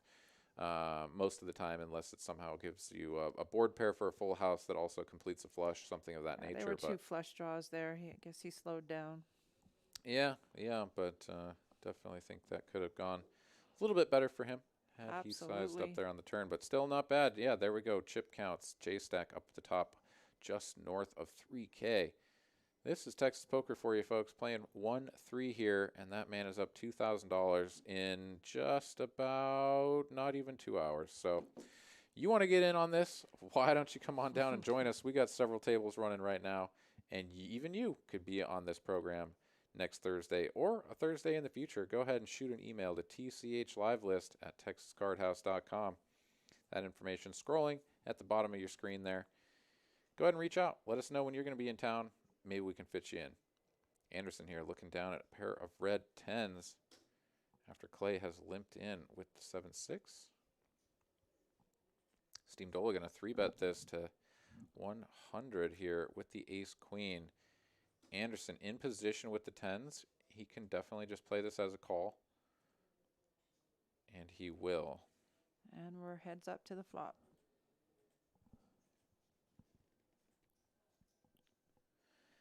And Steam Doyle will absolutely smash this flop. He sure will. Top 2 here. Not the flop Anderson was looking for. And Steam Doyle is going to bet, yeah, just about 1/3 pot. A little bit over, so. I think that was too much, yeah, absolutely. Yeah, just a little bit too much. But at the same time, the texture there with the 2 clubs. 2 clubs, yeah. Definitely some possibilities for Broadway cards like a King Jack, King 10 type combination that might pay off a smallish bet. But yeah, pretty much only the clubs are coming along there, I think, or another ace. But not going to get a customer there. As we've got Clay Tillman sitting there just about even. Steam Doyle up a few bucks. Rest of our players going a little bit off the rails down there on the bottom of the screen, and some of our other players really doing well tonight. So J-Stack going to get up and get a little exercise, mosey around. Let's see if he folds queens again or whatever that was from last time. Gunther saying, greets from Belgium again. Love your stream. Keep it up. Thank you very much. Happy to have you here. And And yeah, we have breached the 100 like mark. So There thank we you go. guys very much. That is fantastic. And we'll see if we can get cruising on up to 150. See if J-Stack will put in that $150 straddle, eh? I mean, why not? Let's motivate him. You know, and after being up over 2K, I think he'd be much more inclined to go ahead and put out the $150 straddle. I mean, you know, why not at that point? All right, we got a lot of red cards represented here. All the diamonds. I actually think he'll do it even if he wasn't up. He's just that kind of a player. Oh, absolutely. Yeah, Yeah. I'm mostly just razzing about it. But let's see here. Who's got the best of this? That's going to be Peach with top pair and a gutter. Tillman with a So spade, with the though. only spade. Oh, and he just snap lets it go, though. He's just done with Really? it. Yeah. If only he knew. If only he knew. But at the same time, the queen of spades there, you are, what, 4 ways? There you go. Yeah, he doesn't like to see the ace of spades because that was sort of the one he was more worried about being out there. It's Oh just my all spades. Yeah, goodness. it's just all spades. So they're going to chop this up if they make it showdown, which they will. Check, check. And Tillman is going to grumble at himself and be like, "Oh man, I had one of those." So what would you have done there? What would you have tried to represent a spade there? Would you have just checked it down? Check. Well, let's see here. So Clay was the I mean, in there are position 5 player. spades there. I mean, could you have at least tried? Yeah, no, you certainly could. I So mean, I've been in that situation where yeah. I mean, I've called it every time, but I'm just saying there's a possibility that he could, like that queen of spade. Mm-hmm. I don't know if check would have been the best scenario for. Yeah, when Clay checks it back there on the turn, you typically wouldn't do that with a spade. You'd want to build the pot, so it's kind of unlikely that he would have one. But certainly if your opponent just check, and they seem like they're just like, oh, I'm playing that, Yeah, obviously, exactly. then you'd be like, okay, well, I'll put 300 out there. Let's see if you want to Right. call 300 to win the 120, and then you could pick it up that way. But it takes heart to do that, and you also have to be paying attention, right, to like know if your opponent is just like done with it. Because if they do have a spade, maybe it's like a middling spade, an 8 of spades or something on that board, and then you just bomb it, and they're like, wait a minute, what? Really? No, I don't know about that. And they look you up. Like, then you're just like, oh, what was I thinking? Yeah, I just think I was putting money in that pot right there. Yeah, trying to kick him out of the chop. Absolutely. Yeah, no, I think that's generally a good thing to be thinking about. Whether or not you actually pull the trigger on it, it's good to be thinking about those sorts of things. So let's see here. It looks like we've gone heads up to a flop here. Josh and Steam Dola mixing it up. Heart draw Yeah, this and is top a pair. very spicy flop. Josh here, open-ended with the flush draw. Steam Dola, top pair.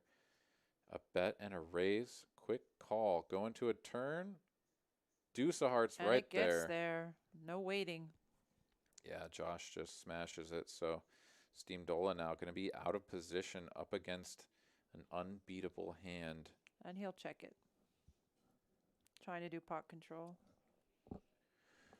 Yeah, and he'd been raised on the flop too, so he did not have the betting lead. Yeah, going to check it over. Josh will continue, and I like this sizing. Going to go right about half pot, and this just puts top pair in such a tough spot because you really don't want to be forced to lay down a hand like this, and yet at the same time, you lose to all of your opponent's value that he raised you with on the flop, and the flush draw bluffs just got there on the turn. So really tough spot. You don't want to And be he'll folding lay your it top down. pairs all the time, but this is one of those times where he'll do it, and he's correct. And he'll show. Yeah, we definitely, I try to encourage everyone to listen to your analogy because obviously you learn so much just by listening to you and the commentaries here at TCH. Even if you know nobody at the table, I mean, you're picking up information and like sometimes hands are being called and raised based on the player, but just watching and listening to you, it's free information. It's free learning. Mm-hmm. I'm definitely encouraging a lot more people to get up on these TCH lives. So much to learn. I feel like you learn more in the 1-3 with you and Mike than you do on the bigger games. Oh, wow. Absolutely, Okay. because the bigger games they're just playing each other. They're having fun. The money's going in. They're creating action. Here you're actually learning a lot of content. All right. That's great to hear. And this is what you're going to run into at every card house, every casino. I mean, they're usually playing the 1-3. Yeah, I do think that. I mean, Most- so there's a clear differentiation between the player pool that plays the smaller stakes, 1-2, 1-3 games, and then the folks that we see playing regularly on Mondays on the 5-5 uncapped. That is definitely true. Yeah. And so I definitely hear what you're saying, and it's great to hear that you are enjoying the variety of content, in particular, Oh yeah. the content here on the 1-3 stream on Thursdays. So.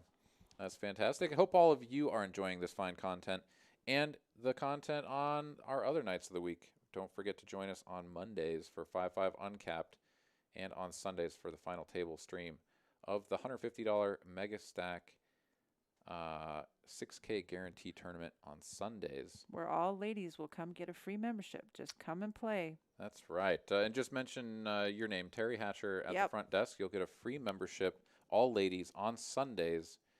Come in and play that tournament. And that membership's good for 1 whole month, so you can come back and play again and again and play some cash. Fridays, 50% off. Come on down. Yeah, fantastic deals here all the time at TCH North Austin.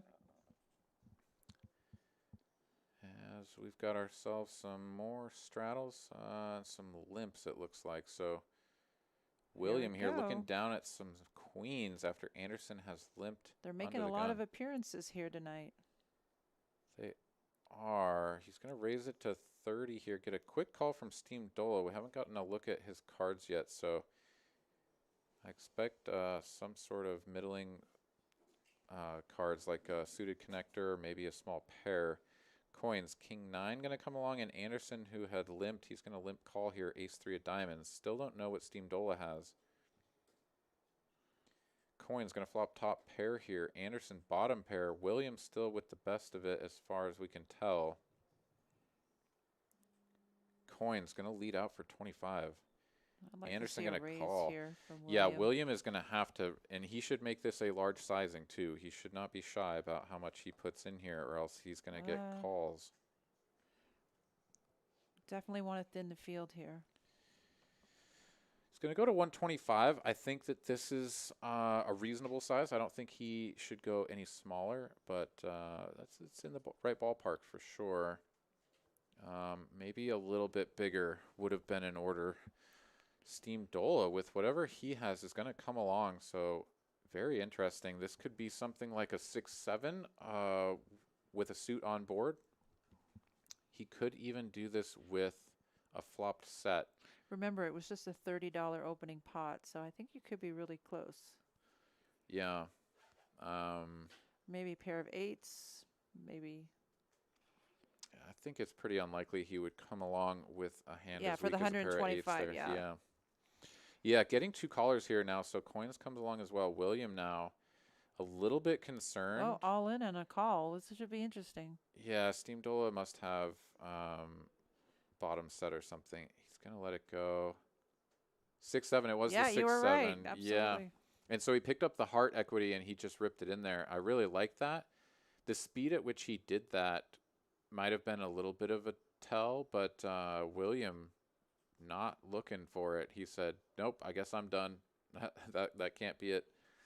And he's going to let it go. Wow, great move there from Steam Dola. Yeah, nice. Aggression does win. Mm-hmm.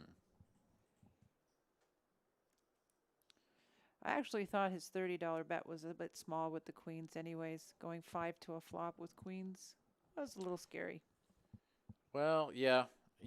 I mean, a lot of that, too, is sort of trying to suss out, like, what is that tipping point between where you make the bet so large that you don't get any callers, right? Exactly, and making the bet too small that you just get like 5 callers. And that's a very tricky line to walk here in Texas, because you see these $3 blinds and you're like, the big blind is $3. Like, why don't you 3x it to 9 or something? Right. And it's like, dude, like, no one will fold to that. Literally everyone at the table will be like, oh, I'll play for $9.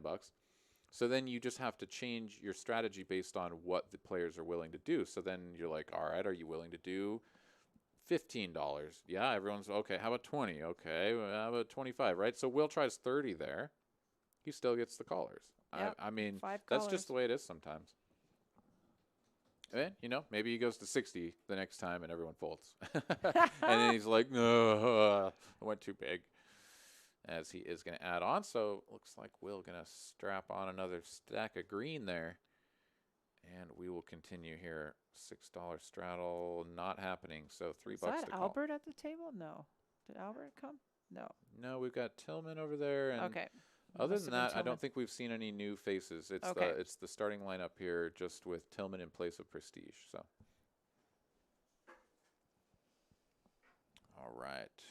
As we've gotten up to 113 likes. Really appreciate you guys helping us out. If we can get this up to 150, we're going to try to convince J-Stack to put out the $150 straddle. He's putting out some chips right now. It's just a call with the 6-3 offsuit because you know what? He's on a heater and he's going to try to take some of those chips off of Josh, who's got one of the other big stacks here at the table. King Jack offsuit.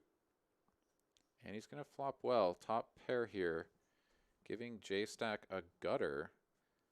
So there is a potential for Josh to get some chips out of J-Stack. Let's see how J-Stack plays this. If he goes with a passive call in position or if he's going to put out the raise. He is just going to call. King here on the turn, giving Josh top two.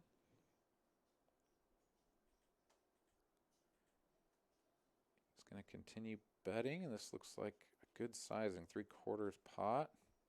And no, 55, not 75, so that's smallish bet. Oh my God, and J-Stack drills it. He gets there. Oh, Josh is getting cooler because he Buckle goes up, for friends. value here, and he is about to get the raise he did not expect. He's just like, call me with a jack. Call me with a jack. And J-Stack is not doing that. He's trying to figure out how much can I get paid. Oh, he went for it. The blacks have fallen into the felt. And that's such a massive bet that Josh is definitely not going to re-raise. But my goodness, yeah, he's just I mean, he can't believe it. He's just going to call, and he's going to find out this unbelievable news that J-Stack has just called him down with 6-3 for a gutter ball and drilled it on the river. Yep, there it is. Wow. So the hands of the night: 6-deuce off, 6-3 off.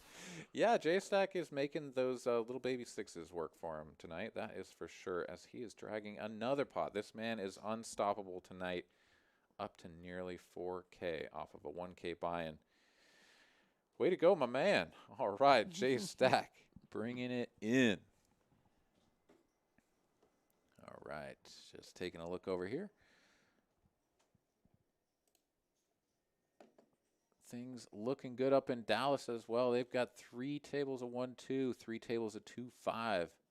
Some interest in some other games going on as well. So, yeah, I'm really looking forward to going up there this weekend, checking out the room, and getting the lay of the land on, you know, what the new crowd is like up there, what kind of folks are coming in the doors, mixing it up on the felt. Yeah, so I can't wait to get that. up there and play in the new room. It looks so inviting. Yeah, yeah. And all the pictures I've seen, the tables are full. I mean, it was a good timing for us to open up there. Absolutely. J-Stack finding more premium cards, or at least playable cards. Pair of 9s this time in the hijack. He's going to 3-bet this to 65 over the open and call from Josh and Peach. Back over to Josh here. Just got coolered in that spot. He's going to put in the call with the 8-7. Going to see if his connectors can find a way to do something. And we're going heads up. So these two tangled up again. Josh going to flop bottom pair. J-Stack still with the best of it.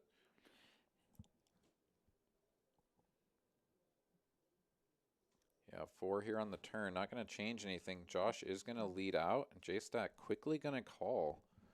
Josh is going to have to dig deep here on this 3 of hearts river, because if he wants to get him off, no, he's not. Check. Not even going to try. So J-Stack is going to win at showdown with 3rd pair effective. Couple of 9s. J-Stack stacking more chips.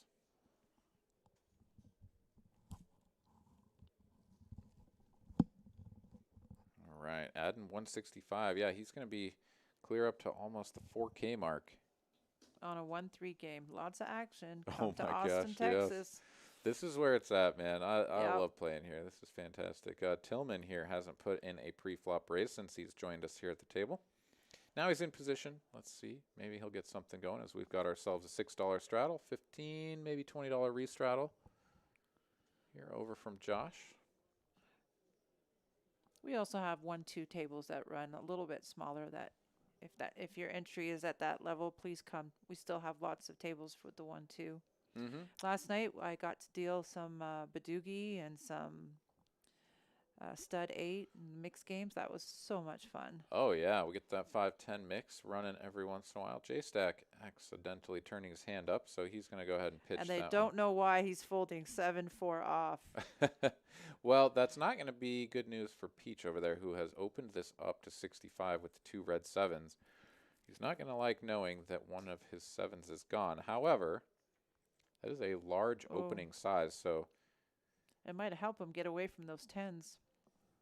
Well, let's see We'll see here. after the flop. We'll see. Yeah, coins here. Just going to put in the smooth call. William now in the big blind. Does he want to play this out of position for a call? He does not. He's going to put in the 3-bet. This is fantastic. Go Good for job, it, Will. I'm not I sure like it's that getting move. through. The problem here is that when he does this against coins, honestly, coins has shown a very strong propensity to call, and he's on the button. There you So go. it's very likely that William is going to end up playing this out of position, at least against coins. Josh even looking down at the king-queen out of the straddle.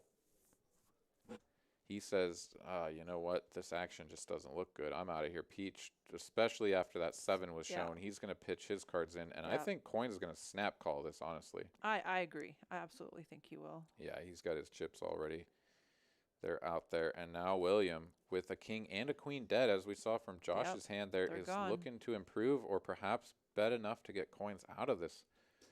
He's going to need a favorable flop for it. That isn't it. 9-5-3. Coins probably feeling pretty good about that. He's going to continue the story and the aggression. This should be a small size. It is 150. I like that. Pretty unlikely that you get a fold from your opponent, but on the off chance that he had something just like a... I think he'll check the turn now. Yeah, he did. Okay. Yeah, Williams just he's just done with it. Oh. And doesn't get there on the end, so... And the board will pair. Yeah, William tried to get it through. I mean, I like that. It is a good move what he did there. It's just his customer is very sticky.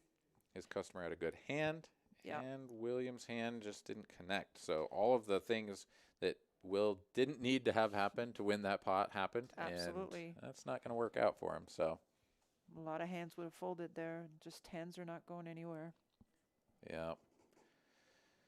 That's the way it goes sometimes, especially here on TCH Live. J-Stack just winning all of the pots, and everyone else kind of scrapping along trying to find theirs as well. But coins still doing all right here, sitting on 1.6K. I believe that was, well, I don't know. We'll have to look at the cumulative winnings there, see how things are going for that man tonight. But let's get over here. We got ourselves a $10 straddle.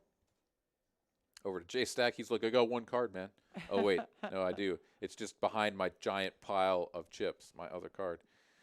Those are good problems to have. Indeed. And he's got a 10 and an 8, and he's going to play them. Coming in for a limp. People folding their napkins all the way around over to Steam Dola. Yeah, 6-deuce of hearts. He's going to put in a raise here from the big blind. This is an ambitious squeeze, and it's snap called by Josh. So Steam Dola is like, oh, geez, they didn't even think about it, because J-Stack calls as well. And now he's taking his 6-deuce into the streets. And look at that flop. If he has the guts, if he's got the guts to bet at this the whole way down, he could win. But that's going to be a tough one. You got open-ended, top, you got second pair. Yeah, but nobody's that strong at the moment. We've got another 9 on the turn here. I think Steam Dola is probably going to give up on this. I mean, it's pretty ballsy to go for it. King here on the end. Josh with the best hand still. Pair of jacks to go with the 9s and the ace on board. Steam Dola Will would he have make it? No, he did not. He did not. We were both thinking he's going to have to go for it, but J-Stack is. So J-Stack Yep. here in position, he can go for this, and Got he's going to try half pot Flush size got bet. there. The flush got there as well. And it's going to work. Josh is going to let this go. Yeah. Yep. Shows him the 10-8. He's like, yeah, I had the goods. 10 high. That's not even playing. Fantastic. J-Stack making it work over there. He's up over 4K. That man cannot be stopped right now. Doing some good work here tonight. Jeff 7S here in the chat saying, going to the Texas Card House in Dallas tomorrow. Fantastic. Might run into you over there playing in the tournament myself. If you're mixing it up in the cash games or getting into the tournament, might run into you. So hope you enjoy your time there. As we continue here, see if J-Stack can win another one. He is under the gun. First act here after a $6 straddle from Peach. He's reaching for chips. He's got 2 cards. He's coming in. And he's got two decent cards, but he's not going to raise. Just going to limp here under the gun. Queen, Jack, offsuit. Clay going to bump this up with the 2 red 6s. Tillman, not a believer in the 7-deuce. Josh is going to come along. Queen 9 offsuit. Why not? And we're getting a color up here. Yeah, J-Stack not pulling the old hit and run. He says, I need more black chips in front of me. Perhaps even some pinks or some blacks. You never know. But let's go ahead to flop here 3 ways. Jack and a 9. Wow, So a little both, bit of an action flop here. yeah, both players out flopping Clay's 6s. And Josh, did he just lead at this? I think he did. No, that was a reach out and a check, unless I'm mistaken. Okay, he did bet. He bet 15. J-Stack is going to put in a raise here with top pair and get called. King here on the turn doesn't do anything for Josh. Still way behind. J-Stack going to continue for 150. He's betting large. Josh in a really tough spot here, unless he thinks he's just getting pushed around. I was going to say, it's been these two all most of the evening. And he's had enough of it. He says, I've got Yep. third pair. I'm at least calling one more street here. 5 on the end doesn't help Josh. If we get to showdown, J-Stack is going to win yet another hand. Oh, And he we checked will. it back. Yeah, well, so the large bet on the turn getting called. Yep. If you're behind, you're happy to just check down and not Yep. put any more chips into the pot, and you got that sort of option already paid for with your bet on the turn. So yeah, pretty good moves there from J-Stack. He's been making a lot of the correct moves here, and also just flopping amazing and turning and rivering amazing, right? I mean, the Yep. runouts are there for J-Stack tonight.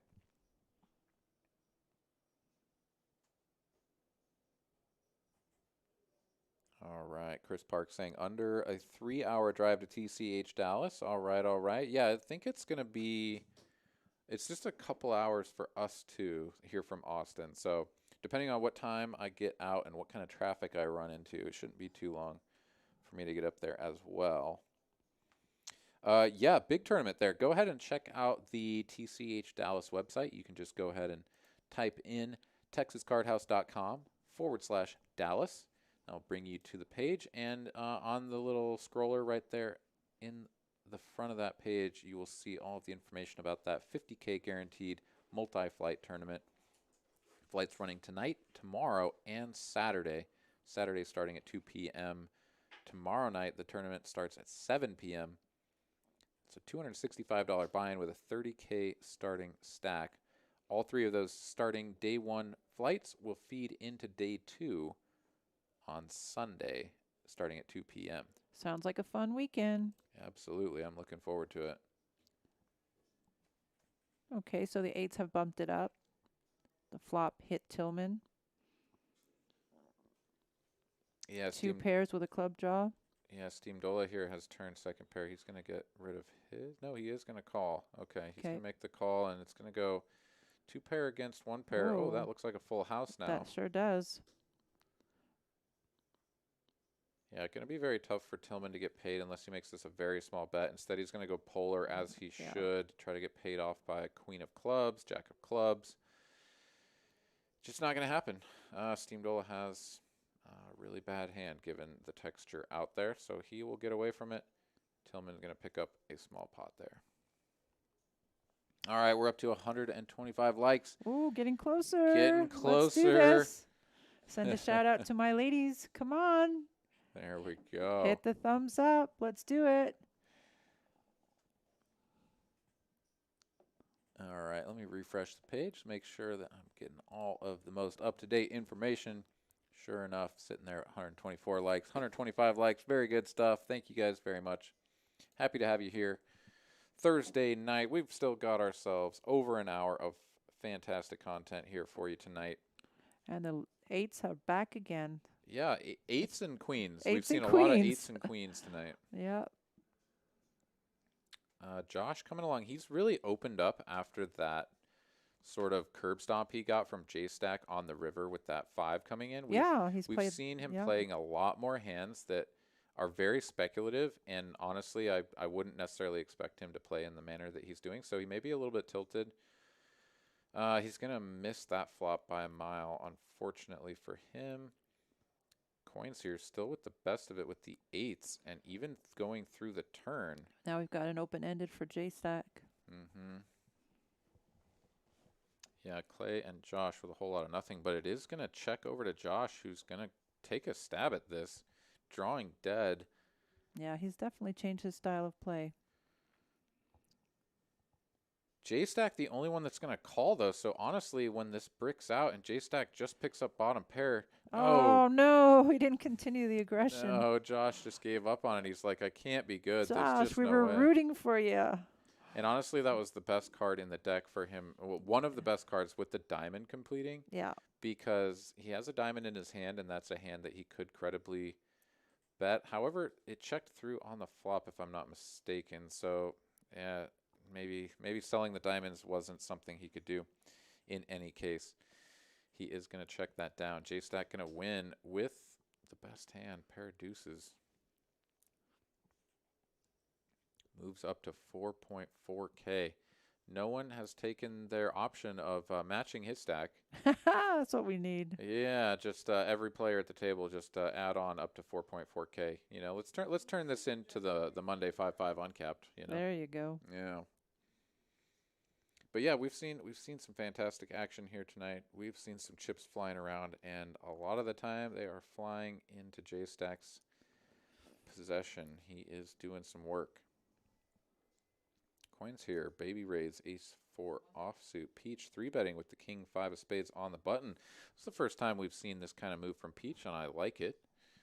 Let's see what we get here in the blinds. J-Stack, queen 5 of diamonds. He's like, I'm coming in. What did you make that, 45 bucks? I'm in the small blind. I already got $1 out there.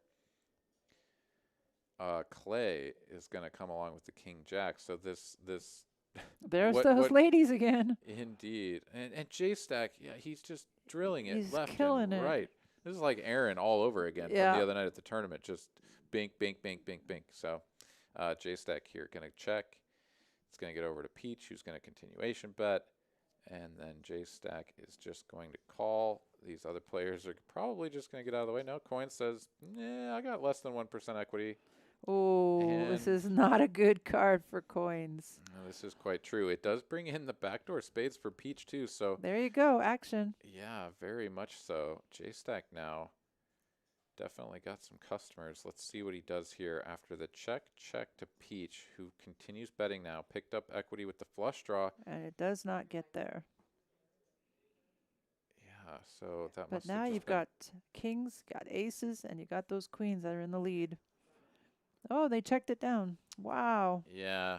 Yeah, so J-Stack getting a little bit tricky there, checking it through to see if Peach would fire again. I think but you lost some value there. Yeah. There was a straight draw there, too, as well.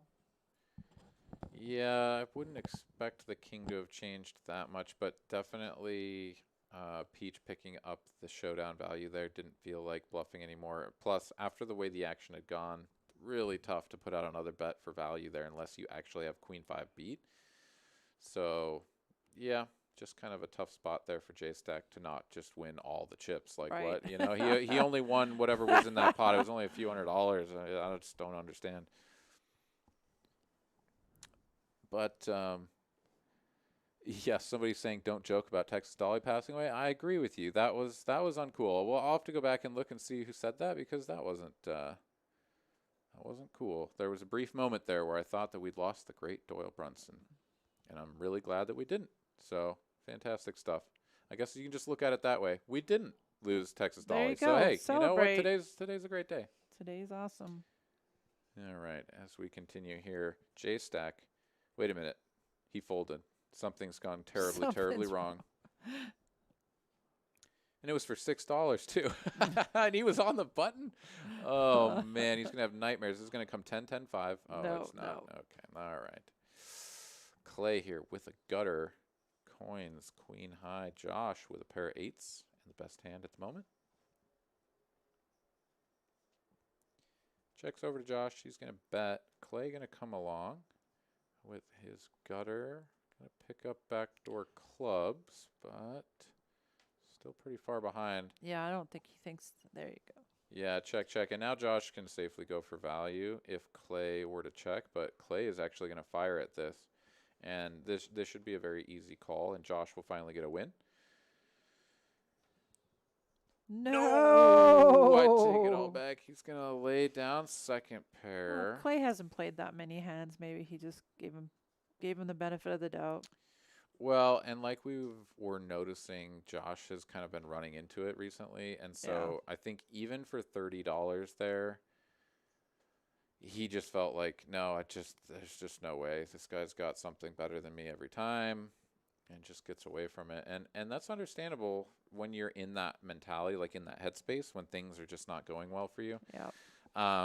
But that's part of the game. And part of the game is also being able to persevere through that and continuing to play good, strong poker. And second pair there, I think with the ace coming on the end is actually a very good hand, and one that you're going to want to call with most of the time. So just going to get away from that one. Clay going to pick it up with the 9 high. Nice little one for him. William the net folding 9-7 of clubs. Steamdola says, I've got an 8 and a deuce, and they're both spades. And you know what that means. The 8 of spades is getting in a raise. This is classic Steamdola. We'll see if he finds a way to make this the Steamdola punt of the night, because he's just run into Coins, who has kings and is making a small 3-bet. And Steamdola, oh no, he just snap folds. Okay, I was like, dude, this is only $50. Is he going to call? He's not. Josh is, though, with the overcard. Let's see if the ace magnets will pull one out of the deck. They don't. Josh running cold. Coin's going to put out this little continuation bet.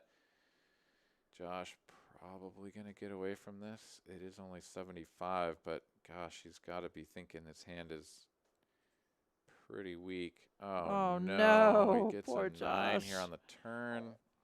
Another small bet from Coins. Going to get looked up by Josh. Going to need a miracle here on the end. That is not the miracle he was looking for. That is a terrible. Although having a boat right now is not going to make him fold anything.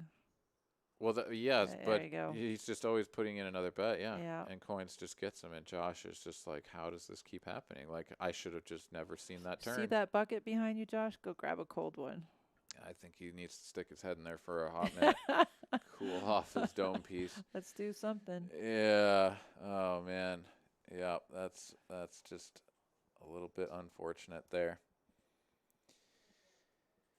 As Coins going to pick up a nice little pot there, move up to 1.8K. Josh down to 367. Might be thinking about adding on here, but at the moment, going to sit on what is probably the shortest stack at the table. So Coins is still in the down low. That's right. So Coins did have to reload early. That's right. So he's down. Started off really good and then had a swift turn to the left. Yeah, running into a couple of spots. I think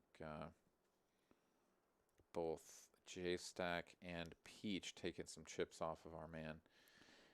Okay, we have a live straddle, $6 to go. And the queens are back on the table. They sure are. And Peach has got a hand here that he can raise with after Josh just limps. So Josh getting tricky with the queens. This is definitely going to be a back raise type scenario. As J-Stack is even going to put in this very funky miniature 3-bet. Well, here it goes. We knew this was coming. Indeed. Peach going to quickly get out of the way, and now J-Stack is like, wait, what just happened? Is this pot big enough that I have to call? He's kind of holding his cards as though he's going to let them go, but we've seen him in this sort of scenario before where the pot is actually just pretty big, and he's like, I mean, why not? And puts it in there. So I definitely wouldn't be surprised with a call, but it does seem like he's leaning more towards fold at this point. But let's see what he does. In the chat, they're saying the masseuse must have pushed a nerve. He's gotten a lot quieter. Yeah. Well, yeah, when we saw him fold the old 10-5, that's when we knew. That's when we knew. Something had really drastically changed. The $6 was just too much. Let's see. So, yeah, he's going to lay it down, and Josh going to show the queen of diamonds as he rakes in that pot. Adds 115, much needed infusion to the stack there. Going to get him up to 482. As we keep going here, we're up to 145 likes. We had We're getting a close. like storm. Thank you guys. That is fantastic work. Let's get this up to 150. Then we'll send word to Asa to go tell J-Stack. Excuse me. By the way, you have to put out $150 straddle because we got all these likes. You know, let's do it. So help us out. We got 5 more folks here in the chat. Clicking that button, maybe we can make it happen. As we continue here, J-Stack again sitting up at the top of the leaderboard, double the next largest stack at the table. He is simply blasting it tonight. As Josh is going to limp in with a couple of ducks, he's going to try to find a set on the flop here. J-Stack coming along. He's like, I haven't played a hand in like 3 hands. I'm coming in. Jack 6 of clubs. It's been the Josh and J-Stack show tonight. Mm-hmm. Throw in a little bit of coins as well. But, yeah, just a lot of action over there. So nobody with a pair of queens for some reason. I feel like, you know, the queens and the 8s. They got split up there. Yeah, they really did. Tillman coming along. The queen 10, coins, queen jack. And our original limpers here with the deuces and the jack 6. Deuces never lose. Come on. They are still the best hand at this point, so they're currently not losing. Let's see here. We're going to go check, check. Pretty dry board coins. there. Checks through an ace. Now it's going to get interesting. Still alive. The deuces are hanging on. Oh, we've got a club draw there. We sure do. J-Stack never checking this now that it's gone so passively to him, and he's picked up the equity to bet. Going to fire out 75. Coins. What? Coins. Going to come along. He says queen high might just be good here. I'm kind of surprised about that one. Josh even. He says deuces. Never I'm lose. drawing to a deuce or a 3. I need to see a baby. That's not a baby over there. That is a 9. An offsuit 9. The deuces are still good. J-Stack just needs to put about 250 out there. And he does. 225. Pretty close. Yeah, and he's just going to pick that up. Shows it, and like, again, oh my God. Poor Josh. He's like, Are you I kidding got these me? deuces, and like, I just have to fold them now. And then it's like, oh my God, the 2s were good. Just keeps getting shown over and over that he's either like crushed on the river by some nasty gutter ball or folding the better hands. So just really tough spots. I don't see you showing a lot of hands in tournaments or in cash. I don't think that's one of your styles. I don't know play. what you're talking about. No, I'm kidding. No, I definitely don't. So Yeah. it's, you know, when you're playing on the live stream, I do think that there's less obviously to be done by like not showing your cards. Like I am more open to showing my cards and having fun with it because it's like you're all going to see this anyways. But for the most part, yeah, I try not to show my cards because I do think that if you're playing relatively balanced, then it shouldn't really matter. But if you are playing exploitatively against certain players, then you're not going to want them to know that. Right. But at the end of the day, I think just I always find that keeping that interesting information watching to the game yourself. as if I'm dealing or watching it. I like that aspect. Yeah.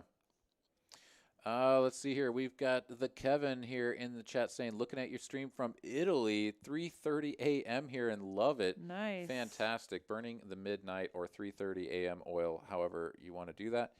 Over there in Italy, that's fantastic. And we have crushed the 150 like mark. You guys did it. You guys are fantastic. Great work. Thank you guys very much. We'll see if we can get J-Stack to drop the $150 straddle in there. Why not? MAK, I'm sure I should be saying that with some sort of knowledge of what those letters represent, but do you have to pay hourly to play? The answer is yes. There is no rake. There's no drop. No money comes off of the table to play here at Texas Card House. It is a flat hourly rate. Oh, he checked back his set of tens. Oh, my goodness, yes. He will take the pot. For the first time, J-Sack showed he checked it. And lost a hand. Showed some weakness, and Peach just checked it back. Wow. I'm kind of shocked. Yeah, so sort of missed the rundown there. Sorry about that. I was yammering away with the chat, but yeah, looks like Peach going to pick up a nice one there. But yeah, so the nice thing about coming in playing during the month of November is that you can play for 5 hours straight. You'll get 20% off that hourly rate.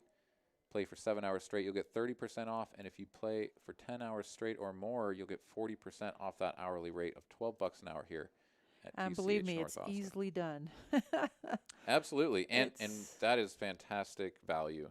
Yeah. I love playing here because, you know, no rake is way better.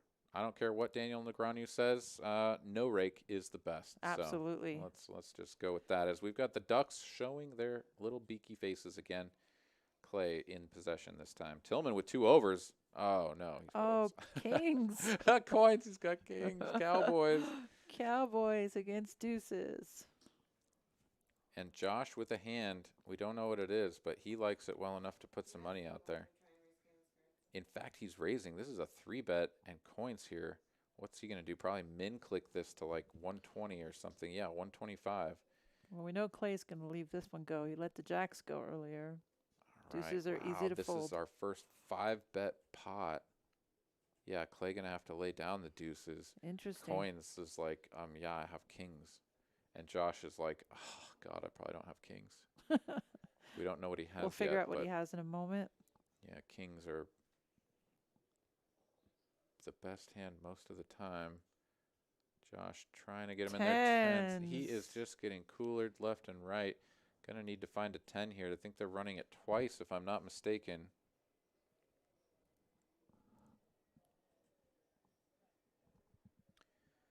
Looking at the Cowboys. Oh, 2 aces and 8, 5 deuce. There's the first deuce on board, and Deuces they ran it one time. The deuces. Yeah, they would have. They would have won finally. The one time, just run it right out and on the river. Wow. Obviously, Clay should never be in there and does the right thing getting out of the way, but would have been cooler city as Josh getting run over. Going to go ahead and reload. He's going to keep trying, and we wish him the best of luck here on TCH Live.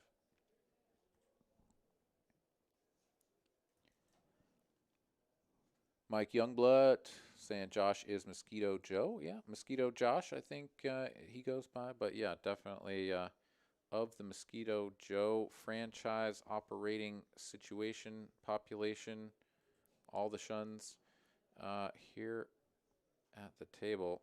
Fantastic guy, great player, and always fun to be around. So we wish him the best of luck on his reload as he continues here. Yeah, he's always fun to have at the table. Super gentleman. Mm-hmm. Which I would say most of the people here. I mean, honestly, yes. I think the population of poker players here at TCH North Austin are pretty much some of the best, certainly in the area, if not of any card room that I've been to. Oh, yeah, I can agree with that. Playing the Sunday tournament has made me such a better player because I'm actually playing against players who they're just great. I don't know. I don't want a terrible table draw, but when I get one where they're all so tough, it just makes me into a better player. Mm-hmm. So I love it. I love playing here.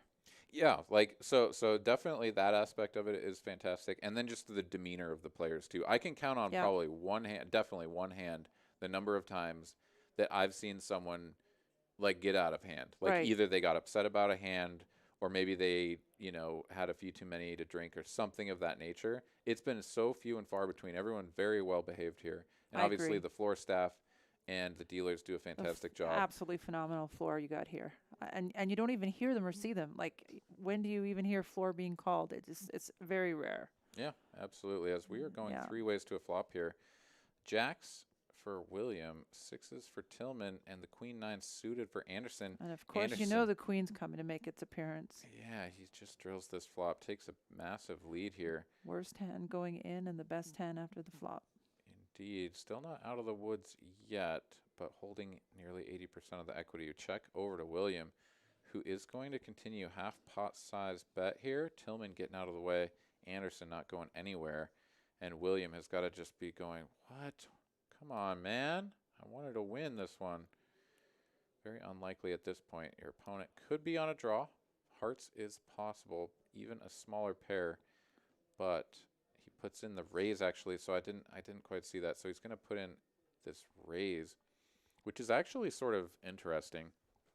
It defines your opponent's hand quite well. Typically, if they have a really strong hand, they're going to re-raise you. Mm-hmm. And if they have sort of a medium strength hand like what William has, they might just call. However, he is out of position and his kicker is pretty weak. So the other side of this coin is that he can just be dusting off chips when his opponent has aces or kings and just calls them down, right? But he's going to put in a smallish bet here. Same bet he had on the previous street. Yeah, when he raised him, with the check raise, basically, adding $5 onto that. But that he's showing some kind of weakness that Will thinks he's good. Ugh, yeah. Will's just crossing his fingers, hoping And he's on now a he's going to flush call draw. for the 92, yeah. Oof. Huh. Another queen. And a 4. No good for a pair of jacks against the queen 9 of Anderson. Anderson going to scoop. Let's see if all Will of the will chips. reload a third time. I think he will. He's reaching into some sort of wallet type device, and he will withdraw from the bank there. Good luck, Will. Good luck to Will here. Yeah, we've had a couple of players running into some spots, Will being one of them. Anderson stacking some chips. As we continue here, TCH Live Thursday 1-3 match the stack. Again, thank you all for joining us. Hoping you are all staying safe and healthy, having a great night, and enjoying your time here. If you haven't already, let us know in the chat where you are watching this from. We've had some folks from Italy. We've seen Belgium. I don't think we've had our fantastic crew from down under. Anyone from Australia here in the viewership? Let us know. Let's get some Canadian players up here. Ooh, Make Canadians. me feel like all I'm right. at home. There you go. What part of Canada are you from? I'm from Montreal, Okay. home of the playground. Of the playground? It's called the Playground, the casino in Montreal where all the players play. Oh, I see. Okay, I was like, that sounds interesting. You're gonna have to tell me about that. It's the casino WPT there. Okay. has their series there, and a few other people have their series there. Oh, okay, cool. It's actually where Mike Sexton won his belt. His treasured belt. That yeah. Yeah. Okay. I've never been to Montreal. I have been to. Oh. Yeah, cool. Super producer Carolyn letting us know she grew up in New Hampshire, and apparently everyone in New Hampshire is from Montreal. Yeah. Okay. Montreal's a cool Nice. place. It's a wonderful place. I've been trying to go home lately. I can't get through the borders. Montreal is it's like the California of Canada. Everyone just moves out of there into like New Hampshire. Not quite. Bad joke. Okay. Yeah, bad joke. Oh man. So the best part is when you're at the tables and someone finds out you speak French. They start singing that song. Voulez-vous coucher avec moi? No, we just speak French. We don't sing. well, I thought that was a pretty good rendition right there. As There you Josh go. here on the end at the end with the best hand folding again. Clay gonna pick up this small pot, but Josh just can't seem to get one of these hands to stick. Again, he had second pair, ace high board, and Clay. Very same situation. Puts out a bet there on the end, and Josh can't find the call button. So tough spots left and right. All right, I think it's time for an IPA. Would you like me to get you anything? No, Would you I'm like good. one of those? I've got something. I'm here. I'm good. All right, something there is good. Montreal is right a back. fun city, they're saying. All right. Well, I will leave you here with the chat Sure. and the broadcast here for just about 20 seconds as I grab a beverage. Hang tight, folks. I'll be right back.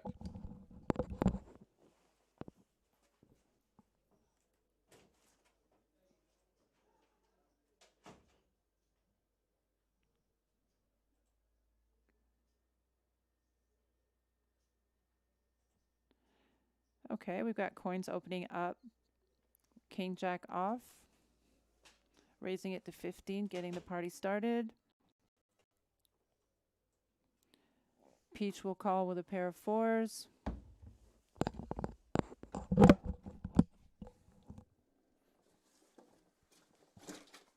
Tillman will complete with 6-3 off, trying to replicate, I guess, J-Stack.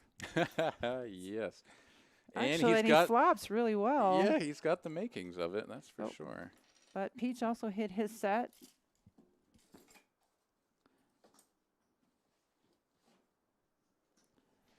Buckle up. This should get interesting. Ooh, coins there picking up the gutter ball to Broadway, too. He's been shown a propensity to stick around to try to hit some of this stuff, although it does bring out another club. And the bets are very affordable to stay in this one. We have a $60 bet. Clubs might scare him away. Yeah, coins peeled and didn't get there, but Peach going to show it down. I think this is the second time tonight where he's had a set, and the run out was kind of like, I don't know if this is worth betting anymore.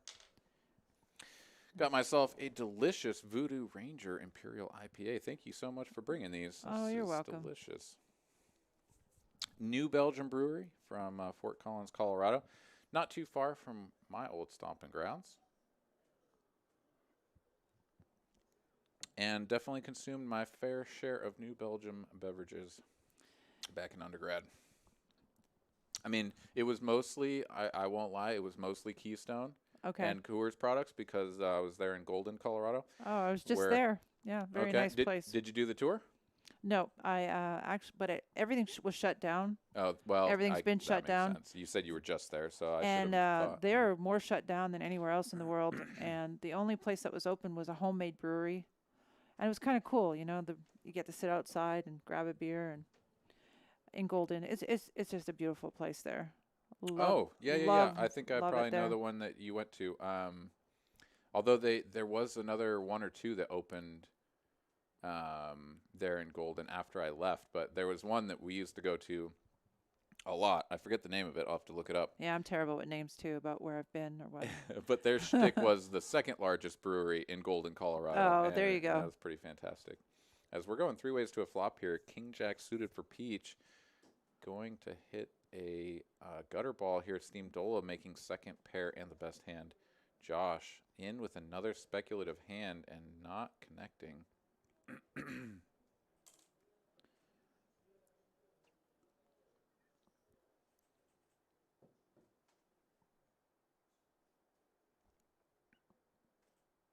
Okay, so top pair will stay. We'll make the call. No help on the turn. Yeah, no heart here, so Peach really didn't pick up any equity. Steam Dola going to check it over. Let's see if he continues. And he will. Small bet here, 60 into 200. Steam Dola should feel inclined to continue here. So small bet. There's a flush draw. There's definitely some Broadway cards that could be looking to make a gutter ball straight. And second pair, just a little too strong to fold here, so I like his instincts, and he is going to go for the call. What he should be saying to himself is that if this river bricks, I need to be ready to call another bet, though. And it is not a blank that completes the front door spade draw, as it looks like that is the 5 of spades in the corner of your screen there. In fact, that is going to embolden Steam Dola to bluff at this now. This is a very curious play. 6 of spades. 6 of spades. He's going to turn second pair into a bluff and shows it. Interesting move there. I can't say without speaking to him what he was thinking there, but typically what the result there is going to be that you're just going to get called by better, and all of the hands that were weaker than you that might have attempted to bluff or would have called a small value bet or a block bet are going to fold. So with that bet size, kind of setting yourself up for the worst of both worlds, but not too sure. Just going to go ahead and pick up those chips there in any case. So nice little pot there. As we continue here, just about an hour and 10 minutes here left in the program. 168 likes. You guys have really done some fantastic work for us hitting that like button. And if you like PLO bomb pots, then this is the time for you, as we got JD sitting down in the box, and he's going to start mixing it up and getting those 4 cards sent to each player. So someone is saying Montreal has a great poker scene. COVID lockdown changing things, though. So I guess they're still shut down. They haven't opened up. Yeah. So come to Texas. This is the place to be. Yeah, no, absolutely. I mean, so they're finally getting some of the big name poker series back. Like the first big tournament that MSPT was willing to put their name on was out at the Venetian here just not too long ago. And we haven't seen anything from WSOP. The inclination there, I think, or the indication, I should say, is that they were not going to put their name on anything for quite some time. But that being said, some of the other tournament series are maybe starting to get back out there and open up. So I was just recently at the Venetian, and I'm not joking when I tell you most of the tournaments had 120 alternates. And I don't know about you, but I don't have the patience to wait all day to get in a tournament so late. Oh, yeah, because they have the plexiglass and the table limits. That doesn't bother me as much as the wait. You're waiting 5 hours, Well, that's why they 4 had hours. the wait, though, because the number of tables that were people, like made up to like they couldn't fulfill the capacity. But I still don't have the patience to wait 4 hours to get into a tournament when I flew to Vegas just to play these tournaments, you know. Yeah. And then in the evening before, and I love the Venetian. I'm not knocking it. The night before, you couldn't register. So I would wait until the end of one tournament to try and register for the next one. It'd be like midnight. Yeah. And they'd say, no, come back at 9 in the morning. We reopen at 9. And I was like, man, I've got to wait in line. All right. As we look through these hands here, so it looks like we've got a nut flush draw and a pair of aces for Peach here. J-Stack with top 2. Clay with some baby clubs and bottom set. And Josh here with the top end of the open-enders. So we have got a little bit for everybody. Yeah, we did have another pair of aces that were folded out as well, so ace not coming. Onto a turn. Wow. Another jack. J-Stack, the run good continues. This man is nearly unbeatable at this point. And he boats up. With the top full house. Clay in a really tough spot now. He has a full house of his own. Bet of 350, and he's going to just snap all in. Oh, my goodness. So he is drawing to a deuce and only a deuce. Peach getting out of the way with his draw that is no good. Clay going to find out, oh, I need a 2. Anybody fold a 2? Any 2s about? Oh, no. Quads? It goes the other way. Quads, bro. Yeah, you needed quads? Well, I'll get quads. Man, J-Stack on one unbelievable heater tonight. This is fantastic stuff here for J-Stack. Up to almost 6K as he's going to pull all of the chips that used to belong to Clay over in front of him. Man, the one seat. The one seat is the one. That's the one you want. The one seat's the one. All right. Good stuff here tonight. You need quads during the week here to win the bonus, to win the... Is it quad 3s right now? Absolutely. So Tuesdays, quad deuces. Yep. Come in and play any of the 1-2 or 1-3 no limit hold'em games, and make quad deuces with both cards in the hole. You will win the jackpot. Currently sitting at $1,200. Every day that it rolls over without being hit goes up another $400. The following day on Wednesdays, you're playing for quad 3s. Both hands or both cards again have to be in the hole. Make quad 3s. Win the jackpot. So poker's alive and well. Let's go back to talking about the Venetian for a second. So Okay. to get on a cash table, you have to wait like 6-7 hours as well. So if you busted out of the tournament, most of the tables were allocated to these big tournaments, these series, and they're having another Mm. one right now. Um, I mean, poker's alive and well. Just you have to have a lot of patience because everybody is migrating to the Venetian right now because they are holding these series. I see. I have heard that there's a possibility that there'll be a Choctaw series come January. But again, it's just hearsay right now. Yeah, no, I've heard the same thing, and it sounds like it is in the works. But again, it won't have WSOP or Nope. any of the other It'll sort just of be a local traveling. tournament. Yeah. Exactly. As let's just get into the action here because Josh Yep. has flopped top trips, and his hand is actually looking really, really good here for the first time in a while. Steam Dola with 2 overcards. And he had the pre-flop aggression, so he just c-bet. And yeah, now that he's got a customer, he's just going to slow this down. Josh going to put out a little value bet. Steam Dole almost certainly just going to pitch this into the muck after he thinks about it. But no, I am wrong. He thinks ace high might still be good. Maybe his opponent is on something like a 4-5. 4 Will on not the help. river here. Yeah, so even if his opponent was on 4-5, he now has the best hand. And Steam Dola gonna have to dig real deep and really think that Josh is just tilting off chips at this point to make this call with ace high. And his 9 is playing too, so if for some reason Josh were doing this with, an ace like he has, but just not a 3, Steam Dola's kicker would have to play. Just not too sure how confident he is in that. He's definitely going through the action and trying to piece together whether or not this 200 could be anything other than value. He announces fold. His opponent shows him the goods, and Josh is going to pick it up. So Yay, Josh. something going in the right direction there for Josh. Yeah, he picks one up. Live Poker Lifestyle saying, are there any local 1-2 players who sometimes take shots at better 1-3s? If so, how do you feel about this lineup? Worth firing off a bullet? So I don't know the exact best way to answer that, but in terms of the 1-2 player population, I think, we have a lot of regulars. We also have a lot of folks that just come in and play on occasion or who come in from out of town would like to play the 1-2. The 1-3, so 1-2 is a $300 max. So pretty much everyone, not everyone, but pretty much everybody sits down for $300. And, it can kind of limit your exposure a little bit. In the 1-3 game, the max when you start a table is 1K, but then it quickly goes up from there. So the discrepancy between the amount of chips that you're playing in your stack between the 2 tables, the 1-2, the 1-3, can be quite large depending on when the games get started.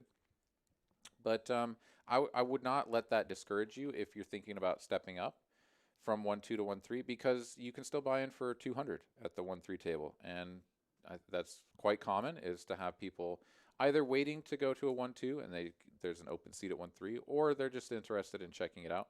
They'll sit down at 1-3, buy in for a couple $100, maybe 300-400 and see if they can spin it up. So definitely, give it a try. As we've got Tillman here flopping top pair, coins, and Anderson whiffing this. Coins with the overcards is going to put in the call. 4 on the turn, though, not going to help him. Tillman can safely bet for value here. After a check from coins, it's going to be tough to continue here. But he will. See if he can peel off a bigger face card.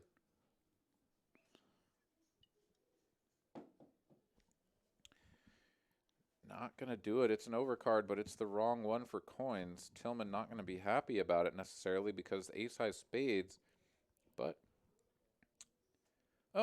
king jack of hearts. That reads as jack 9 of hearts, and that is the king jack of hearts. So either we had a card read error, perhaps one of his neighbors had the 9 of hearts, and he had the king. Not exactly sure what happened there, but we will see if that was... Yeah, must have just been a card kind of sliding over from the neighboring position. So we will continue here on TCH Live. J-Stack sitting up there almost 6K. Now far and if like way over double his nearest competitor in Peach. Man, I'm surprised that J Stack he has colored up his chips all into the black chips, which is fantastic. But hasn't quite reached out for the pinks or the blacks. Maybe They are that's for also- when he breaches the 10K mark. He's like, when I get to 10K, I'll grab some blacks.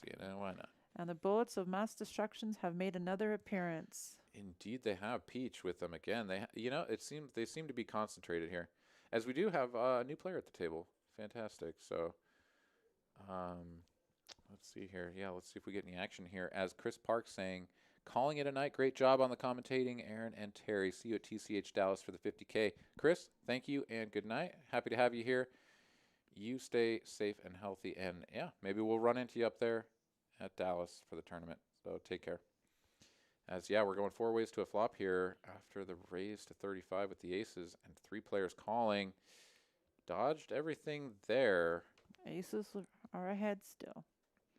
Yeah, J-Stack with a gutter, and the way he's running, You never I know. just wouldn't be baffled if he took one off and it happened to be a 10. But he is going to let it go. And that's going to get through. Everybody else going to lay that down too. Peach with the aces going to just sort of meekly turn those into the muck without showing them. So looking at our went to showdown here, William at 55%. He plays a hand, you're going to see it. Steamdola and Anderson on the other end of that, not showing their cards. So I challenge all the people up there. We need to see some ladies at these cash tables. We sure do. Would you say that you have anybody in the WPA that would come on and tango here in the 1-3? I've got this bunch of ladies out of New Mexico that keep asking about coming up for the week, so I'm going to encourage them. They're in the Venetian right now. Gals from New Mexico. Yeah. So I lived in New Mexico before Oh. I came here, and were any of them based in Los Alamos or Santa Fe? I don't believe so. I don't know. Okay. I don't know all their locations, but one of them just won one of my challenges and got a nice, beautiful trophy sent to her. Wow. We do a lot nice. of online stuff. Not the WPA, something else, but the New Mexico girls are good players. New Mexico girls are good players. Yeah, I would have to say that. So I lived in Los Alamos for a time, and we had a little bar league there, and it was pretty cool because we would go to these, like the state bar league like tournament, whatever. And man, everybody was always terrified of the Los Alamos crew. Yeah. Because like we actually were playing real poker, and this is a bar league, right? So I mean, Right. people are just knocking back cold ones, and they're like, "Oh yeah, I got a 7 and a 3. Like, of course I'm all in. Like what?" And so we would show up and yeah, usually do quite well. I will say that. So I was curious to see if you knew any of the folks This from there. COVID has just put a stop to it. There were way more ladies at the tables, and they're just having a slower time coming out. Once they do, they feel comfortable. They're coming back. It's a process. Yeah. It's No, a process. I get that for sure. Yeah, that is just kind of the way. But again, the I'm world. challenging. Come on, let's get you all sending the email out to Texas Card House live list at Texas Card House. Get on the list. Come and play. We need to spice it up a little bit. Yeah, let's get some of these Y chromosomes off the table, shall we? Yeah, let's do it. Let's see here. We got Tillman with the ladies. They've been lurking for a little while, so the ladies are back. He's going to 3-bet this to 75, a relatively small 3-bet over J-Stack's open here. Talking about having ladies at the table is kind of subliminal messages, and there they are again. Exactly. we channeled that right into 15 minutes ago. Come on. As we're going to go 3 ways here. J-Stack coming along with the ace 3 of diamonds. 2 players with an ace, both going to outflop Tillman here. Crazy. Coins with the slightly better kicker that is likely to play at showdown given the board texture. Tillman going to continuation bet and get 2 calls and be like, "Oh, really, man? What's going on?" Deuce here on the turn. That 7 is playing all day long. Another deuce here on the end. Coins with the best of it. Likely just going to check through.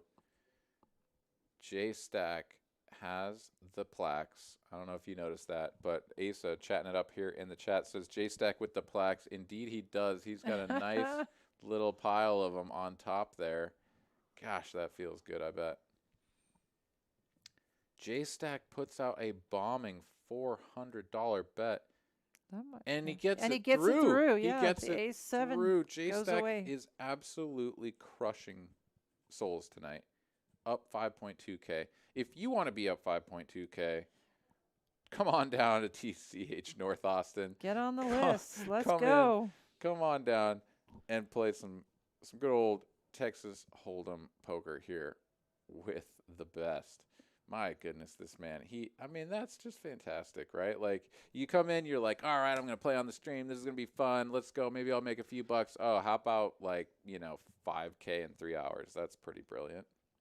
Why not? Pretty good stuff. As we continue, he's in the straddle position, but he's just going to look down at his cards and throw in a smooth call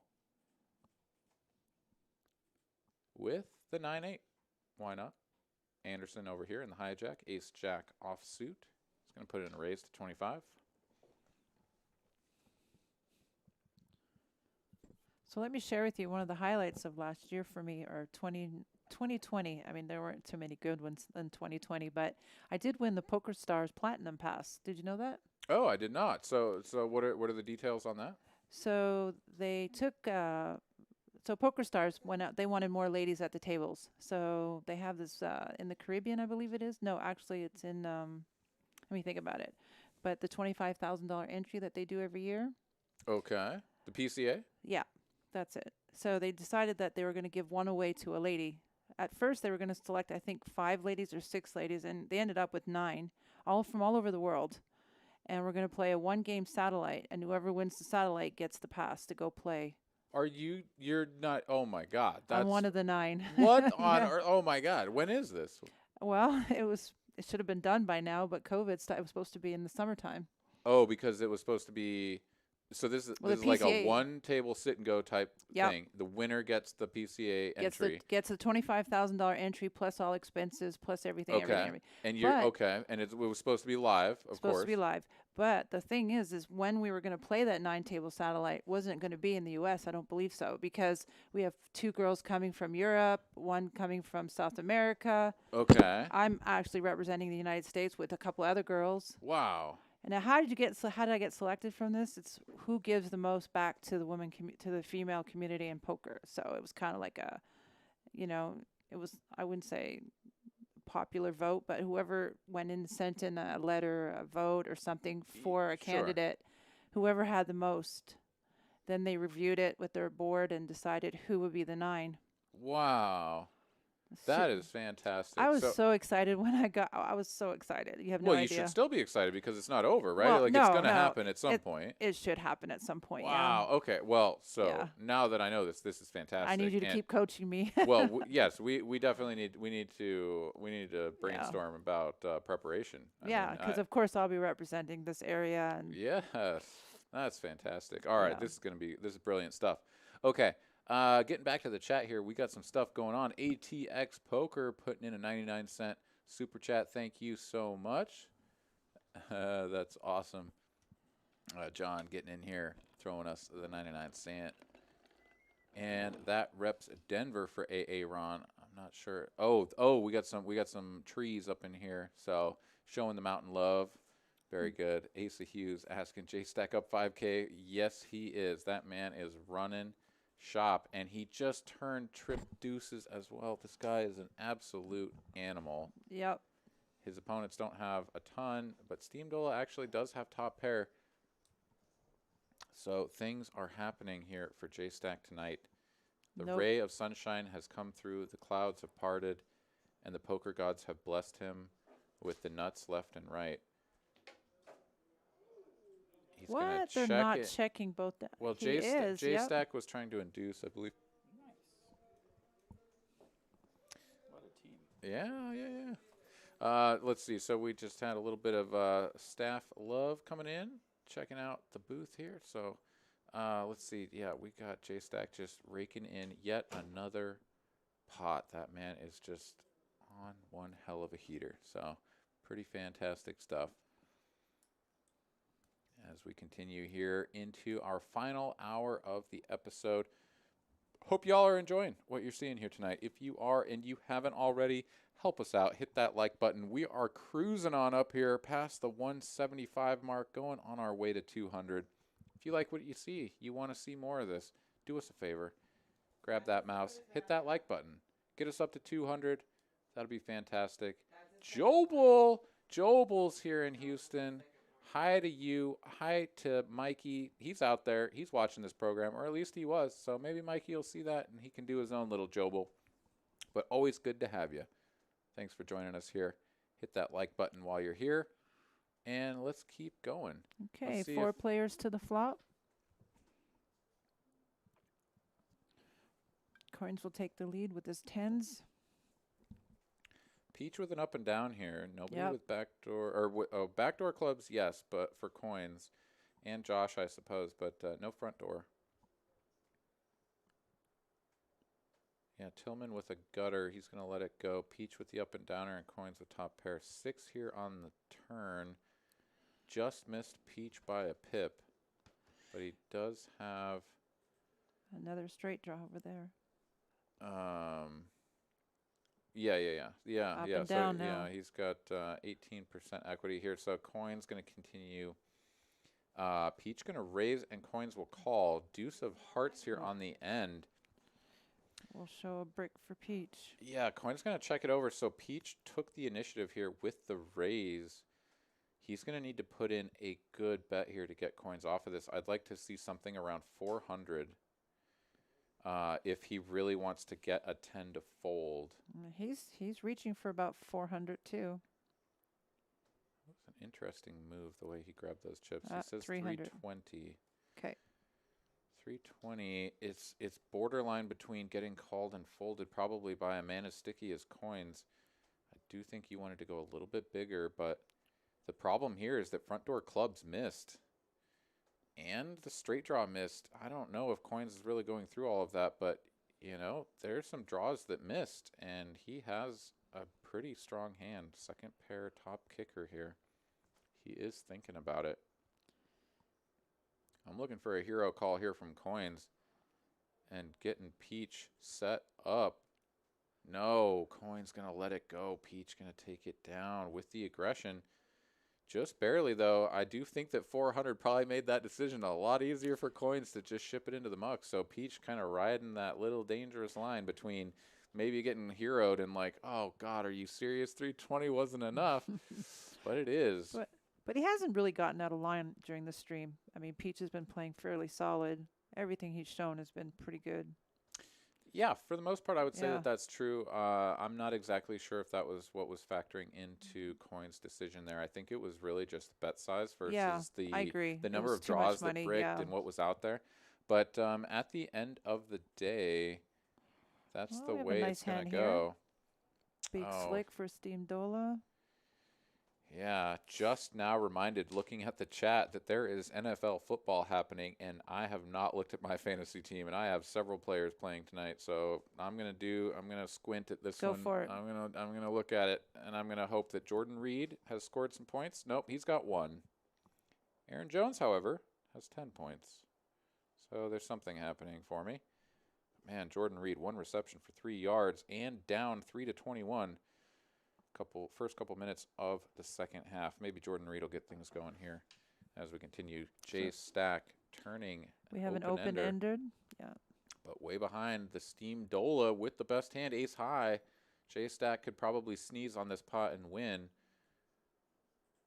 He is in position. So he actually didn't get there on the river. Steamdola's going to check. Jay Stack checks it back. What? All he has to do is bet like $50 and he wins. But no, he's worried about something and takes his jack high showdown value. Not too sure about that. J-Stack could have just easily won yet another hand, but he's gonna he's gonna spread it around. He's gonna be like, you know what, I won all these pots, so that one belongs to you. Steamdola will be happy Show to take the love. He's like, yeah, you probably got ace king. You know, I'd hate to beat you when you have ace king. He would never say that. But Mikey blowing up the chat. I think he was still in shock that he just didn't get there on the river. Oh, well, that too. Obviously. That, I mean, at least a pair, you know. Okay, we've got in the chat some fantasy football. Fantasy poker. Fantasy poker is so much fun. Actually, do you guys know about this? You No. probably do. No. I yeah. do not know nothing about fantasy Oh, yeah, poker. yeah. Okay, so during the WSOP, the ladies are back, by the way. We'll Of come right back to course. that. But during the WSOP, you can create fantasy lineups from the different players. I would love to do that. Oh, it's fantastic. Yeah. No. I don't know which sites host it. I'd have to find out. But I did a last longer once, and I had Shore, the Canadian Shannon dude. Shore? Shannon Okay. Shore, or is he American? I don't know. I had a Canadian American, Not sure. and he finished, I think, 11th or 10th. And just before, I had to get to the final table to make any money, and just before that, some guy messaged me and says, "I'll give you $400 if you let me have him." Like, it was like a Oh, he's going $20. to buy you out Yeah. for that player. But had he made final table, I was in for thousands. I was like, no, I'm going to keep it. Oh, yeah, you're not going to sell that for 400. I mean, Right, I right, understand it. Like, maybe the guy's got short stack. He's Yeah, on a yeah, big yeah, blind yeah. nub, and you're like, yeah, I'll take the 400. I wasn't getting offers at that point. But I think Okay. it was the final two tables. He was on the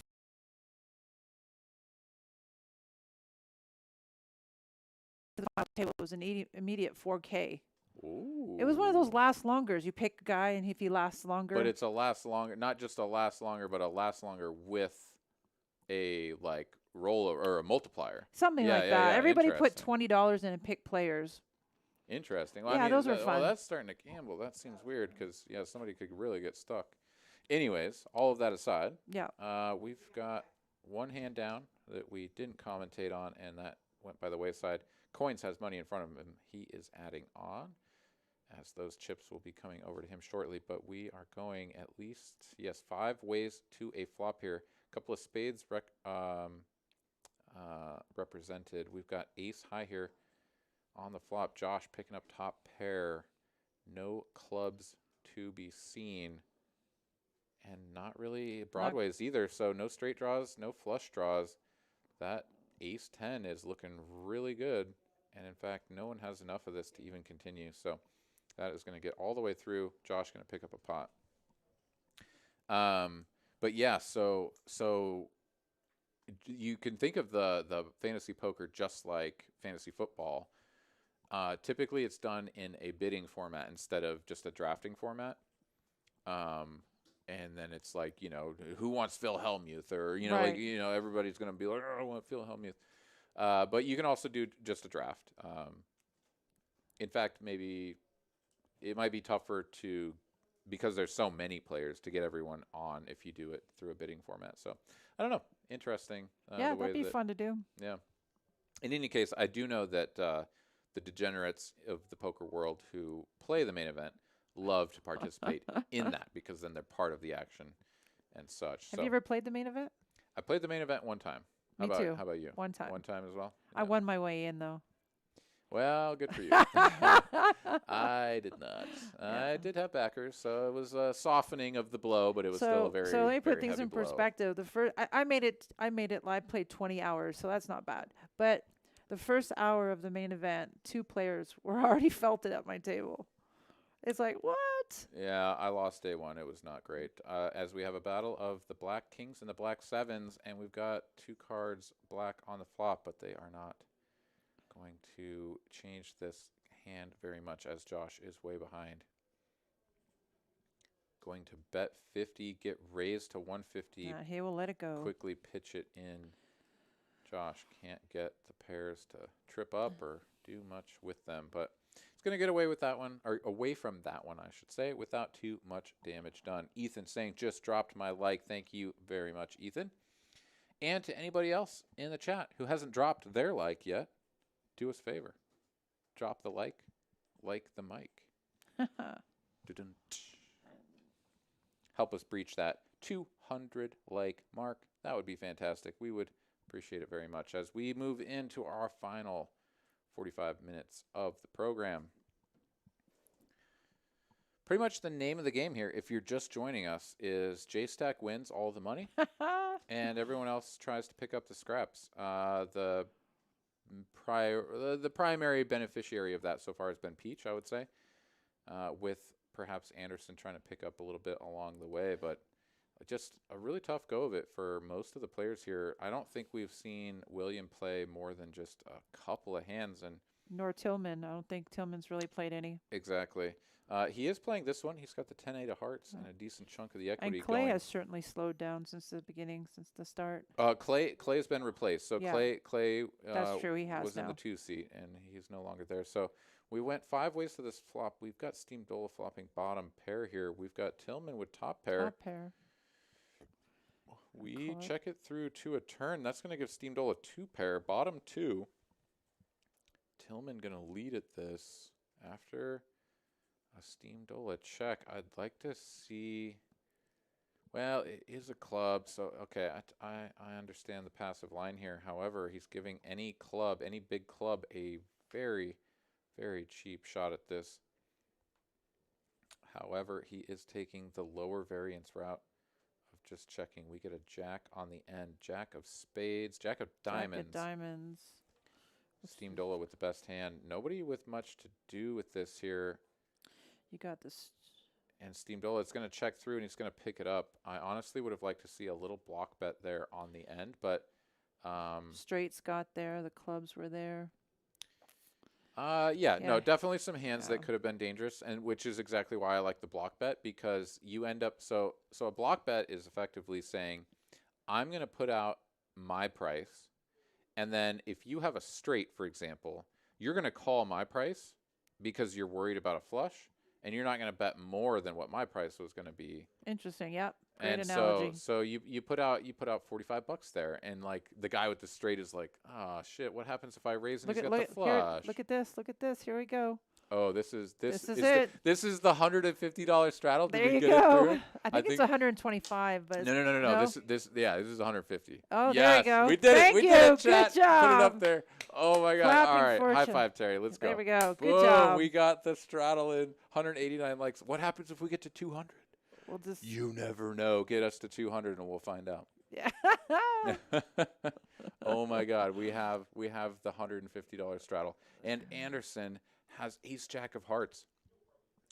I would really like to see raise to 350 here. I think the right sizing is keeping it small. I think he can hear you because I see 3 blacks out there, so I think it's at least 300. A min click or 400 is fine. He's going to 400. Yeah, that's I'm hearing it perfectly all fine. in. Perfect. 400. Steamdola here, ace 10 offsuit. See, he's definitely should just be getting out of the way here. Even Yeah, it's a good fold. even with a hand as strong as ace 10, yeah, the open there is just too strong. Folds over to J stack, queen 7. And not he good lets enough. it go. All right, Anderson. Oh, show it. Oh, you're not gonna show that one. See, I would show that one. Yeah, I'd show that one because okay. it's like when you have a straddle that large, it's like, well, I just won a big blind that was $150, and I'm gonna show my ace jack, but he's gonna decide not to, and good on him because he just picked up 100 and whatever that was, $160 basically for From the kindness of our man. yeah, to 2.5 stack. big blind open, so good for him. All right, J Stack, giving a little bit back to the little Yeah. people that don't have 6K in front of them. He is going to open this one up from under the gun to 35, and a quick call from Tillman. So once we get these cards scanned in, J you Stack, go. he's got 10-9. Tillman. Tillman 3-4. 4-3. Nice. You know, what do I know? I was like, all right, we're going to see some big pairs, maybe a good Broadway. No. And the aces are back on the table. And Josh has him. This is Josh's chance for retribution. He's going to 3-bet super small, though. It's still going to thin the field well enough to get his equity into a good place. But let's see if he can dodge this flop. He's up against J-Stack.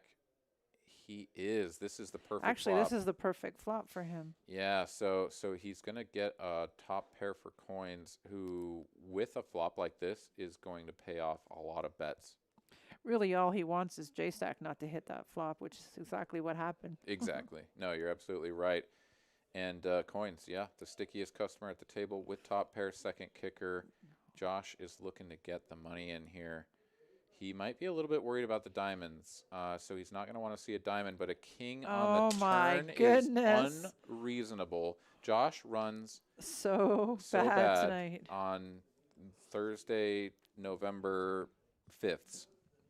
Oh, it's the Josh. 5th of November. I didn't even realize that. So there you go. That's let's just see. a cooler. That's just a cooler.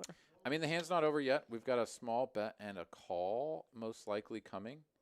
Okay, bet and a call, 3 on the end. Nope. Josh, toast. Check, check.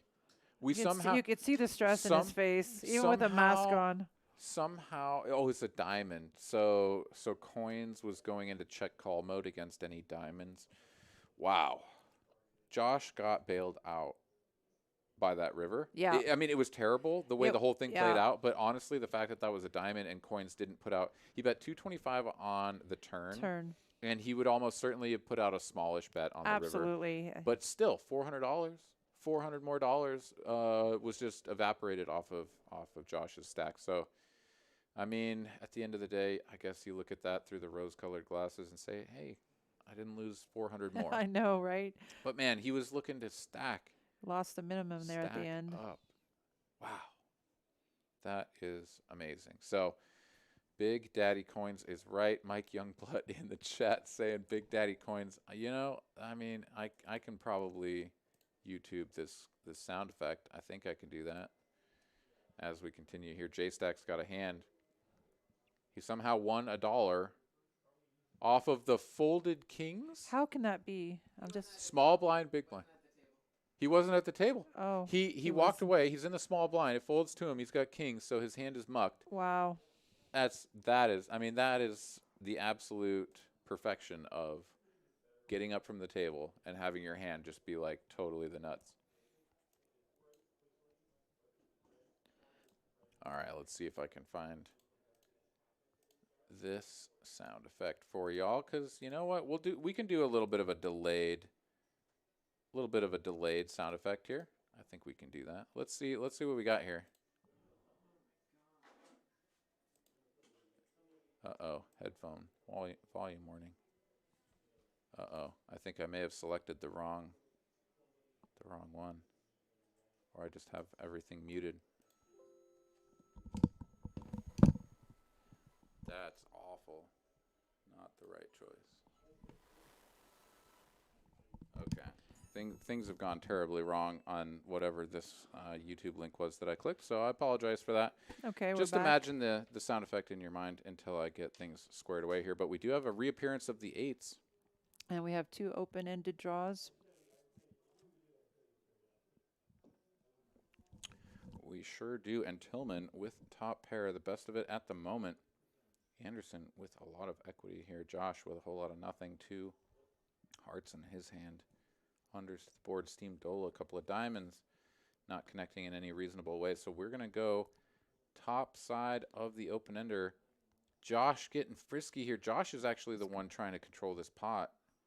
Betting 115. And the blacks are heading in there. Josh has decided that he is going to run over J-Stack or die trying. So I don't he's realize how strong J-Stack is right now. Well, J-Stack really is only good until the end, and he didn't get there. So Josh, if he could fire again, would get this through. But J-Stack is going to bluff with the best hand. Oh, my God.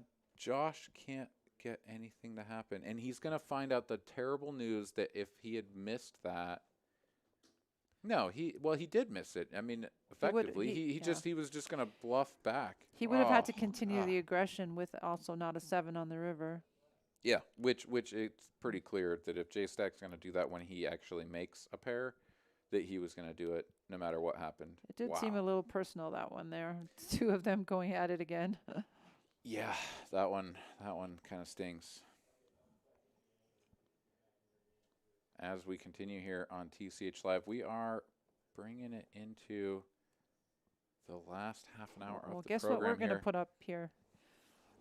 Bullets of mass destruction one more time. Another pair of 1s. Steam Dola bumping this up to 55. Let's see, is this off of a standard $3 blind or is this off of a straddle? Because oh, this should be good. He has found a customer, but yeah, though there is a straddle out there. Okay, I was going to say that is pretty big, going back to our conversation earlier about making your opens a little bit too big, but indeed it is going to get a 3-bet from J-Stack and a snap call from Coins. Holding the Steam nines. Dola, the clouds are parting, the rays of sunshine are coming down on him right now. The hand's not over, of course, but this is the best thing in the world that you can ever feel is getting 3-bet and called because there is just so much money out there. These players have good hands. Can you pick a price? I think he's 455. I think is what he put. Let me see. Wow, 455. Hawkeye Terry Hatcher in the house. J-Stack snaps out the call of 300. Coins coming in as well. This pot is going to be massive, almost 1.5K in here. Steam Dola with the goods. And his remaining stack is less than, or well, not less than, right around half the pot, 2/3 the pot. He gets a safe, And of favorable course, flop. of course. No, he doesn't. Oh Could my I God! What? please- What am I saying? I missed the Could I 10. please put $25? That was a bet Oh my on that was going to happen. God, this is so Sick. nasty. This is sick. J-Stack is Look at unbeatable tonight. Steam Dola has lowered his hoodie, stood up. Now, can he find an ace? Are they running it more than? Oh, just quads. Just Overkill. effing quads. Okay, so J-Stack is. So we all know about poker and variance, right? Like we know that you're gonna sometimes run like this, and then other times you're just gonna run so bad where you can't possibly win. You're gonna be in Steam Dola's shoes just like Right. for a month or two. So like the craziest thing, right, is when this sort of thing happens, is you're like sort of wondering, you're like, what's gonna happen to me after this night? You know, like this is incredible. This has never been seen. He's up to 8.3K off of a 1K buy-in. Welcome What, to you know, like how that variance is just so far into the positive. It's amazing. welcome to the J Stack show. Seriously, that is fantastic. I mean, that is unbelievable. So Moose Duty obviously says quads fantastic for twice. him. He's had quads twice tonight. Mm-hmm. That's true. And the other time it was his opponent needed. It was set over set, right? Right. Or no, not set over set. It was Jack's full, Jack 10 on board, and bottom set 2 for Yeah. Clay. Clay needed the 2. To make Instead, it- it was yeah. another Jack for quads. But yeah, J-Stack just literally connecting with the deck in every possible He's way. also cracking huge hands, queens, kings, aces. Like, it's crazy. Mm-hmm. Yeah, and you can tell the sort of frustration there for Steam Dola. I understand it. I bet some people are saying, I'm just not going to get in a hand with him. I'm just going to avoid his hands.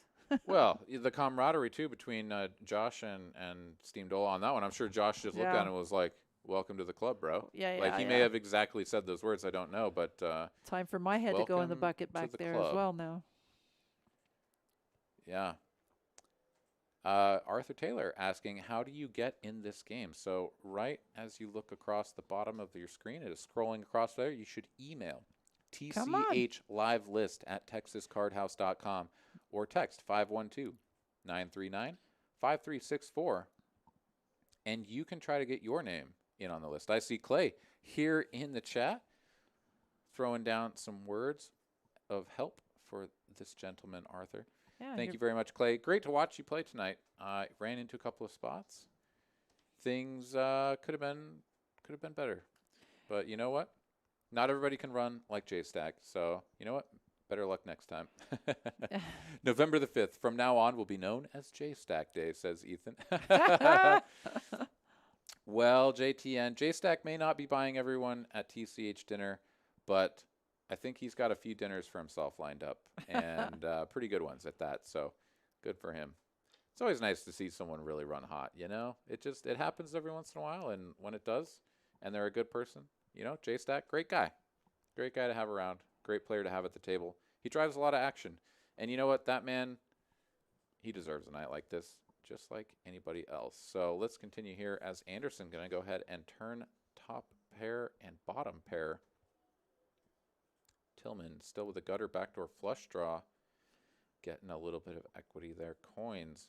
We have an open-ender. Yeah, and third pair. So we are going, just heads up though, we had the spade get folded out. Anderson still best here, top and bottom pair. Well, second and bottom pair. For those of you thinking to come, Texas Card House makes everyone feel very welcomed. There are lots of tables to choose from. You don't have to be on the live stream or the 1-3 or the 5-5 game. They offer lots of different variances, mixed games, bomb pots, a great tournaments, especially on the weekends. You don't need to go to Vegas to have a good time. Yeah, absolutely right. That's really well said. So, yeah, here currently we have 3 tables of 1-2 with 4 more players on the wait list trying to hop in there. So 3 tables of 1-2, 1 table of 1-3 in addition to this table that's running right now. With 13 players on the wait list, we literally are, in the process of getting another table of that running. Or perhaps filling in. Probably what will happen is filling in the players from this table. After the stream ends, this game will continue, but some players will oftentimes pack up and go home. So we'll fill in from the wait list and then see if there are enough players interested to start another table. We also have some people on there. Sorry to cut you off, Terry. Just to finish this up, we also have some players on the list for the 5-10 mixed. One of the favorites of the staff here getting together and playing some good old mixed games. So come on down, TCH North Austin, hop on the list, and let's play some poker. Yep, I closed last night. We had like 5 or 6 tables running all night. It was a great night. Lots of different games. All right. Yeah, no, the mixed game is always fun. I mean, so I've learned games that I never knew existed. Me too, last night. Yeah, the sassy variants are pretty incredible, fun as well. Yeah. And then, sort of the ones that I was more familiar with, the Badoogie, Badacy, the low draw games. I like those a lot and have played those enough to understand sort of the strategy. Yep. But yeah, the sassy games, whew, man. Dramaha is my favorite. I don't know why I've always liked Dramaha. I call it Omaha, but You like it with pips? Omadraw. I call it Omadraw, but Omadraw, Dramaha. okay. But again, if people want to try these games, everybody started the table last night with just 200 in front of them. A lot of fun. Mm-hmm. Absolutely. And great experience. I mean, it wasn't a crazy game. It wasn't a high variance game with lots of money on the table. I mean, everybody played for 6, 7 hours, 8 hours. Wow. All right. Yeah, a lot of fun. Burning the midnight oil here as we have gone 5 ways to a flop here. Anderson with the best of it, top pair aces with a non-existent kicker. Although as these players fold out, his hand is stronger and stronger and the strongest, and it will win this small pot of $25. Taking that one down, no resistance. ATX Poker saying, Dr. McAvoy, good luck in Dallas. Thanks, buddy. I'm going to need it. I did pretty well in last Sunday's tournament here, but down in Houston, I ran into some cold decks. So we'll see if we can spin this one up and make a final table, at least a deep run. I'd like to make a day 2, without these big multi-day, multi-flight tournaments running over the last year, basically. It has been a hot minute since I've made a day 2, so I'm ready for that. Yeah, Anderson here picking up the ladies. I don't think I've ever seen that many queens on a table in 3 hours. It's sort of extraordinary, right? We had like that brief little hiccup of 2s. We saw like pocket 2s in like twice in 3 hands, but we have seen queens consistently all night long. The 8s have also gone by the wayside. We saw 8s a handful of times earlier in the broadcast. Aces at least 4 times. Aces, yeah, aces. Cowboys, we've also seen the Cowboys. Not as many jacks. A few 10s, just quad 10s just a moment ago. Yep. That was a very memorable experience. Anderson here, flopping the overpair and the best hand still. 2 red queens. Definitely some draws possible. The spades out there. Coins is going to come along with second pair backdoor spades. Josh coming along. Oh, we didn't want to see that. King might slow 5. everything down. Perhaps I missed something, but I can't really understand that call. We're going to get to an 8 of hearts here on the end. Queen's still best. Josh with an opportunity first to act to try to take this one away. He's going to need to bet big, 250. He's going to go 200. Not sure that's going to get through Anderson. But it might. Anderson's going to let it go. He did. Josh for the win. He gets it through with king high. And finally, he is on the right side of one of these hands. Wow, look at that. Getting queens to lay it down. I'm shocked. Yeah, way to go, buddy. All right, that was pretty good power poker right there from Josh. You know, he'd kind of zigged when he should have zagged, like so many times tonight. He got one. He was like zig zig. Yes, let's go. Zag zag, whatever it should have Yeah, been. no, you I know, hear ya. yeah. Everybody understands what I was saying. The Imperial IPA here doing its work here on TCH Live. That's all it takes. Huh? As we are 4 likes away from 200, I feel like that is just something that will not stand. If you can help us out, and 4 of you fine folks here from the chat could help us out, go ahead and click that button for us. Help us get over the 200 like mark. That would be amazing. Let's do it to it. As William the Knit is playing a hand, he has ace 8 of diamonds, and he is whiffing. Anderson also whiffing. We're going check, check to a turn. 10 of hearts. William's hand is definitely feeling pretty good here most of the time. But he is just going to check, check, check, check, check all the way down. Pick up the small pot with the ace high. Looks like we've got a question here. An appropriate question. That's a very appropriate question. Which would you prefer?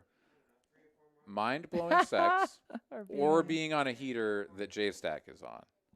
Moose Duty instantly, all caps and 3 exclamation points says heater. So we know where he stands. So, I mean, that's actually a pretty damn good question because the heater that J-Stack is on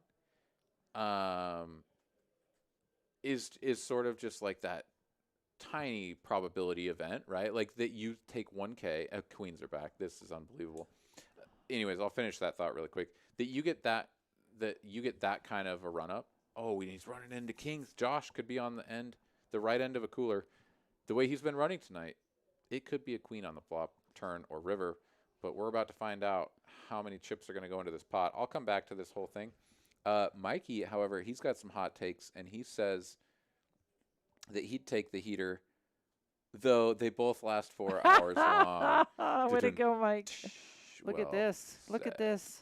Josh, gosh, how bad can you run? Oh, for at least the ace is out there. Yeah. No. This is Ace Magnet City, and he feels good about. No, he feels terrible. But he feels like he can get away from this. That might save him. That is so I extraordinary. can't. He folded for a $75 bet. Nice, Josh. Good move. Literally, Josh. I didn't see a fold there at all. For all of the terrible, terrible things that have happened to him tonight, that's the second time where he could have literally just been stacked or like really hit harder. Yeah. Hit harder. Yeah. And got bailed out by the run out or the fact that was ace high. None of them were holding a diamonds either. Yeah, it's crazy. So yeah, for every J-Stack run, there's a Josh run. There's a Josh run, yeah. And absolutely. like you just have to roll with those punches. It's unbelievable how it happens. And I'll tell you, I know how it feels to be on both ends. I definitely do. I definitely do. And it can be the best thing and it can be the worst thing. That's the way it goes. Let's see here. Coin's going to limp in early position. 7-6. William decides not to with the 4 deuce. Josh, he's decided he's played enough hands. He's going to let the 10-7 go.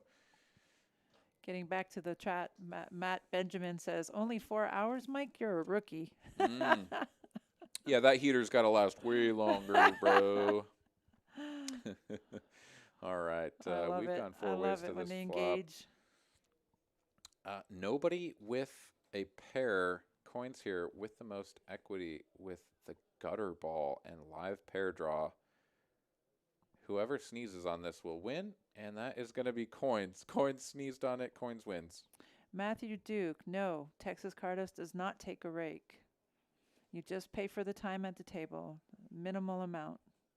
Yeah, and that amount is $12 per hour after signing up for your daily, monthly, or yearly membership. And then, in addition to that, all through the month of November, come on into Texas Card House North Austin, and you will find yourself in a position to earn 20%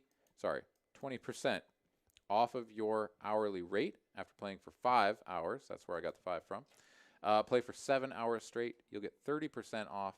And play for 10 hours or more straight, you'll receive 40% off that $12 hourly rate. Ladies, come play on Fridays. 50% off all hourly rate. Mike Youngblood says, when is TCH Dallas opening, in his best chat pro voice. That was not my best, I would say, but it was the one that I just spawned right there. So that was for you, buddy. TCH Dallas is opening its badass 50K guaranteed tournament starting tonight and running tomorrow and Saturday and feeding into day 2 on Sunday. So you got to come and check that out if you live in the area or you want to come into Dallas and play yourself some big some big guaranteed prize pool poker. Thank you very much, Mike. Do a little bow for you there. Let's see here. What do we got here? Timed rake monthly membership. Yeah, I wouldn't even call it rake. It's just a timed game. You come in, you pay an hourly rate to be inside of the doors playing the fine game of Texas Hold'em. And as soon as you're done, ready to pick up, you head out the door, you pay your tab, and cruise. As we continue here, we are looking at a Queen 9 of Diamonds here for Steam Dola on the, sorry, not on the button, in middle position, early middle position. He's going to open that up to 40. Dante was on the button with the ace 10. William not going to complete from the straddle with the jack 8. I'd honestly like to see that there. That's going to be pretty close to even on the EV, but I would like to see that with the jack 8 of clubs there. He's going to let go. Would have flop top pair. As it stands, Steam Dola has the open ender. Dante with the gutter, coins with the best hand, under pair, and his own gutter. Dummy end of the gutter would be no good. All right, we're gone heads up. Yeah, Steam Dola continuing there with the open ender. Getting it down to heads up. Coins here now. Going to have to be real sticky with fourth pair here. Or Steam Dola going to have to get gun shy. But I do think that a size up here to about 180 or 200 would have gotten through. He's going to just slow down, check it through. Coins could still find a way to fold here for sure, but Steam Dola would have to really nut up and put out a wager. Nope, he does not. Yeah, going to give up on it, and Coins going to win with the little baby pair of fours.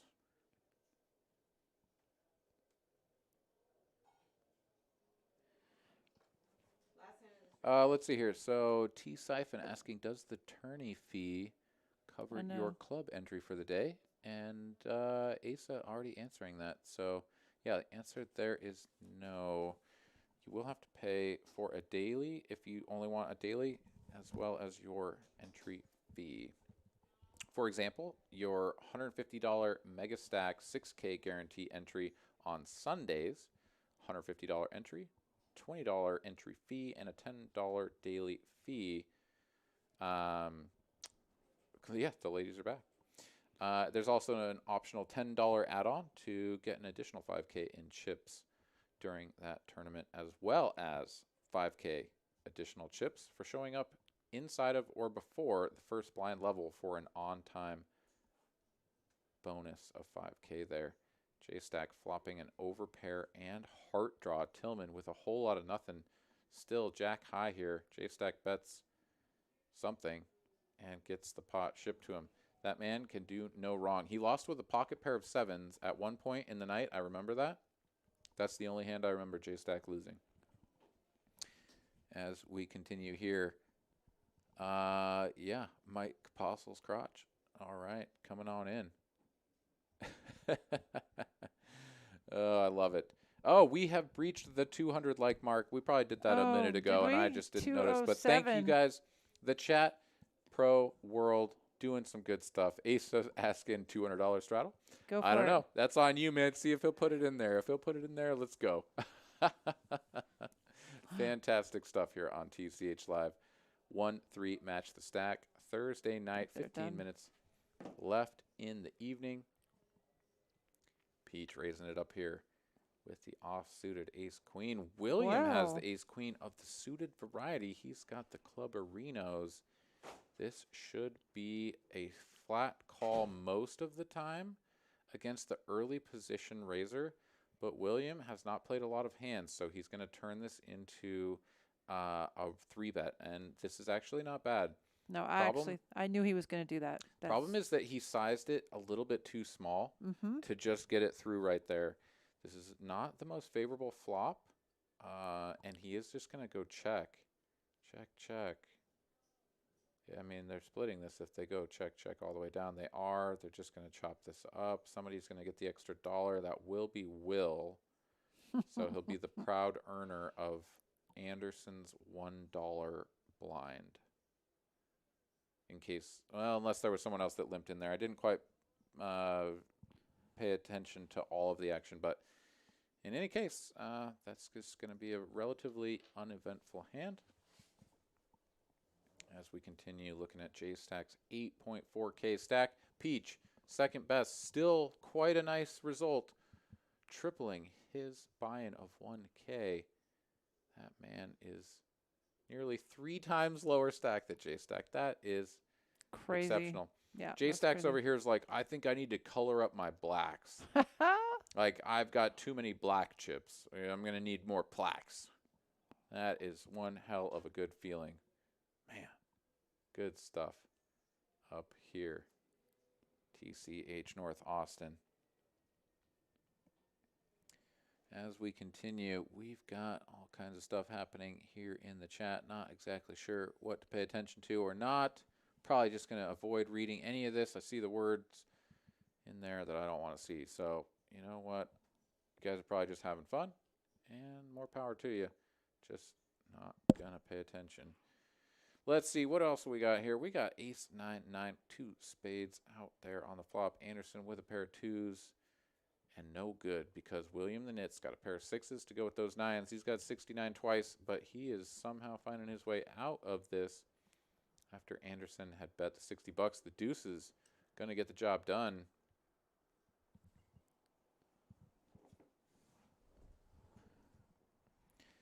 As we are clear up over 211. Asa says, haha, disregard our nonsense. All right, I will. I just see a bunch of wrenches and blue names. And I mean, you know, you guys are having a good time. I'm glad about it. Mike says it's the first time the plaque has appeared on the 1-3 stream. Dude, J-Stack setting a world record here. All right. J-Plaque. That's going to be his new name. J-Plaque. There you go. Let's change it for him. Yeah, it's J-Stack is over and done with. Yeah, J-Plaque sounds good to me. Yeah, absolutely. As we continue here, we got some napkins going into the trash. William looking down at the Doyle Brunson, who is alive and well. Yeah. At least as far as our latest hot take. We don't know what to believe anymore. There's fake news left and right. But Steam Dola, he says, small blind, fold to me. Let's make it 30. And Josh is like, call. Peach is like, call. And Steam Dola says, can I hit this flop? Yes, I can. Yes, you can. Oh, that's a really nice flop for 8-6. Beautiful. He is not currently ahead, though, because Peach has made top pair. Josh, second pair, better kicker. Steam Dola with the clubs going along with his second pair, though. Steam Dola going to bet the 55. Get a quick call out of Josh and Peach. Yep, all 3 of them to the turn. That's not a club. Doesn't change the makeup of anyone's hand. Peach still with the best of it here. Steam Dola with a decent shot. Still looking for a club or a 6. An 8 would also chop with Josh, given the fact that the king and queen are on board. Gonna need to get bailed out here, though. This is... Oh, actually, so the chop is out of the question because Josh has let go of the jack-8. It's a bet of 180. Peach reaching for chips. He's going to make this call. With top pair. And he's going to need to fade a club, 8 or 6. And he does. He does indeed. And honestly, that is a really good card for him because his 7 kicker just got promoted to a queen. He now only loses to ace-king in terms of the 1-pair type hands. Steam Dola would have to nut up and ship it in here as a bluff to try to get this through. But he is seeing the exact same thing that I just described, which is the fact that any king with a kicker lower than a queen just got promoted and only loses to literally ace-king. Yeah. Tough to represent that hand Very in that tough, hand yeah. only. He's going to show it down and realize, like, damn, bro, king 7? King 7, I definitely could have gotten that to fold. Why did the offsuit 3 have to come? And that's just the way the cookie crumbles because, you know what? I like what Steam Dola was doing there. He could have also slowed down. There's two schools of thought with the pair and a flush draw out of position against multiple players. But I like the story that he was trying to tell. I like the line that he took. We've got a $50 straddle. Not quite 200, but it's 50. Sure do. All right. Reunion says J Plaque isn't even in his final form. Exactly. What's next after J Plaque? I mean, J Stack to J Plaque, and then there's got to be something else. And once he ascends to that level, we'll see it. But Steam Dola here with a pair of tens, looking pretty good against the coins. Pair of threes. Let's see what we get here on the flop after. Well, wait a minute. I guess we're waiting for the action to get caught up here. Yeah. In fact. Oh, I think we have. Oh, Steam. Okay. No, I misread what was on the screen. Steam Dola is going to ship it here. Yep. For over 12x the open. Coins is like, nah, I guess I don't like my pair. Yeah, he's making coins. See, fold. if it was Wednesday, coins might be more incentivized because it's quad 3 Wednesday. You make quad threes with pocket threes in your hand just like that, you win. No, you didn't even have to win. You just got to make quads. Sorry. Got to make quads, and I think it's 1,200, right? Then you win the jackpot, which is currently 1,200. Yeah. And it will roll over an additional 400 each day that it does not hit. So we will continue here. In the final minutes of our broadcast, we must be coming down to the final couple of hands here. A queen has been turned up. That has clearly ruined a pocket pair of queens. There, it is. Let's just see if he has beyond a reasonable doubt.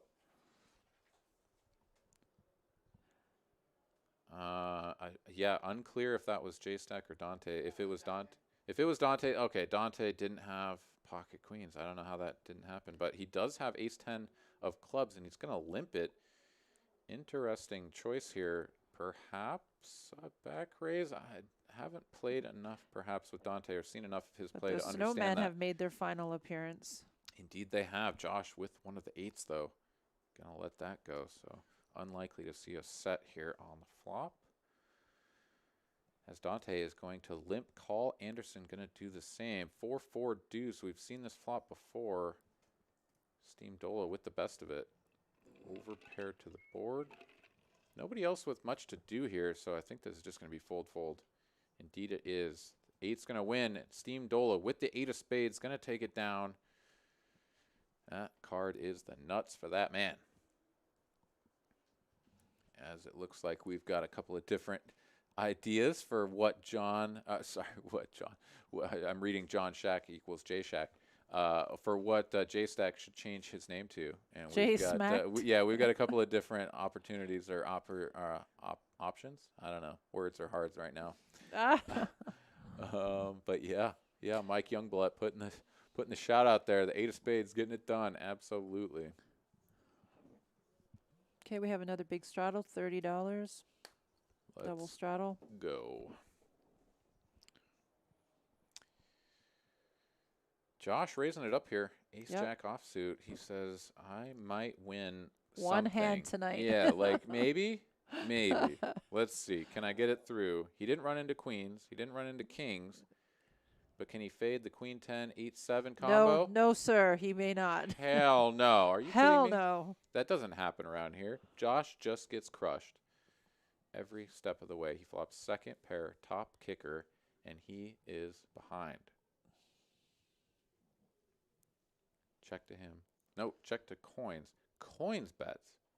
J Stack in the hand with the best of it. Coins going to take a lead at this. Bottom pair.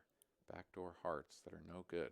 Can Josh get away from this? No, Josh raises. Oh, okay. Josh raises, and J Stack calls, and coins gets out of the way. So okay, there we go. Yeah, so now Josh needs a miracle here.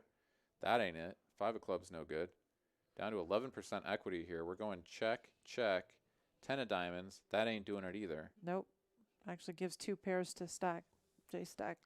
Yeah, I mean, with the fact that he didn't even need it. It's a one-liner to a straight, yeah. So J Stack just going to check call, but Josh is going to check behind. And it's been the J Stack Josh show all night. Yeah, poor Josh. My goodness. Words are hards. Did I say words are hards? Oh, that's fantastic. Words are super hards. Super producer Carolyn over here is losing her mind. That is fantastic. So I'm happy to be here. You know, mangling my English and the sounds that come out of my face, all for your entertainment. Oh, words are hard. That's a new one. I need a T-shirt with that. Let's make it happen. ATX poker. Words are hard. Steam Dola here gonna open this up. Sorry, raise. Yeah. No, this is just a standard raise to 45. Probably on a $15 straddle, if I'm not mistaken. Peach looking down at some primos. He's got ace king. There they are. Tillman with the ones. He's got the pair of ones, and we're What gonna an get some chips in action-packed here. night. Honest to God. Peach probably doesn't love this. This is a big shove. But given the price and the fact that he has ace king, so this is one of those situations where you're like, I am flipping every day of the week and dusted sometimes. So then you count it out and you're like, okay, it's 750 and there's already 1.1 in there, right? Yeah. And so then you just have to figure it out. Okay, if I'm flipping a coin, that's like 50-50 and it's 750 to win 1100. Okay, that's better than a coin flip. All right, I snap it in there. And then there's the times that you're just dusted by exactly a hand like this. And so you do have to drop that 50-50 type coin flip down just a little bit. Even then, he's still getting the price to call. Yeah, I just don't And- think aces do that every day of the week. I think he's putting them on jacks or maybe ace queen, ace king. Sure. I just think he's trying to protect his hand. Yeah. Yeah. You just have to call that, and you're gonna find out the bad news yeah. unless you run out Broadway and you're like, Exactly. gotcha. Because aces aren't doing that any day, not very often. Yep. It's the end of the night. It's Ooh, oh look all at this. diamonds. Look at Wait, this. was that a king of diamonds in his hand? No, ace of diamonds. Ace of diamonds for Tillman. That's what it was. Oh, he had ace and king of yeah. So the diamonds. diamonds were no good anyways. They ran it one time. No Broadway. No You s- kings. I see a lot of this at the end of the stream, end of the night. Aces over ace king. No, just well, wait, yeah, no. Yeah, I just think these players, man, they just Yeah. find a way to make it happen. They're at the end of the night, their stream. They're playing a little bit more loosely, opening their range, just saying, let's get it in. Let's finish off the night. Yeah. No, I think that is definitely true. And I would not be surprised at all to see J-Stack get involved with one more big one. I'm not sure. I think this is probably going to be our last hand or That's thereabouts. why I think, This is our last hand. So as we go into our last hand of the evening here, thank you everyone for joining us. Thank you for doing your fantastic duty of hitting that like button. If you haven't already, you like what you see here, help us out. Hit that like button before we end the program. Again, come back and join us next Thursday and this Sunday as well as Monday. Sunday for the final table streamed, 150 Mega Stack Guarantee Tournament, as well as, $150 entry Mega Stack 6K Guarantee Tournament. Words are hards. And, Words are hards. And then on Monday, we got our 5-5 uncapped. Fantastic stream for you as well. So come back and join us. Let your friends know Yep. that this Ladies, is the place to be. did you mention ladies 50% off Fridays? Did I miss that? No, we'll bring that back up. Ladies' night on Fridays, as long with the PLO free roll tournament, 7 o'clock. Come on in, ladies, all day on Friday. Get 50% off your hourly rate on that day. And Free monthly tournament, free monthly membership if you come to the tournament on Sunday. yeah, absolutely. All kinds of good promotions here. TCH North Austin. So come on down, get yourself some poker, and get in the mix. You need a hotel for the weekend, let us know. We'll hook you up around here. Come spend a couple of days.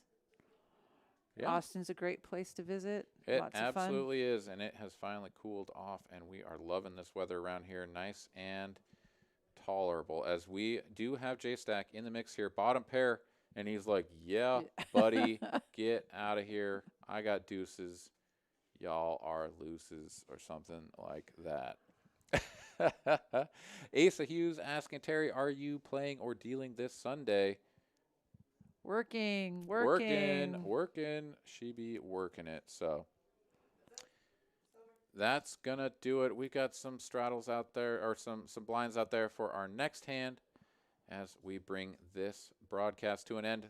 Thank you, Terry, for joining me. My pleasure. Anytime. Thank you, everyone in the chat, the viewership, for joining us.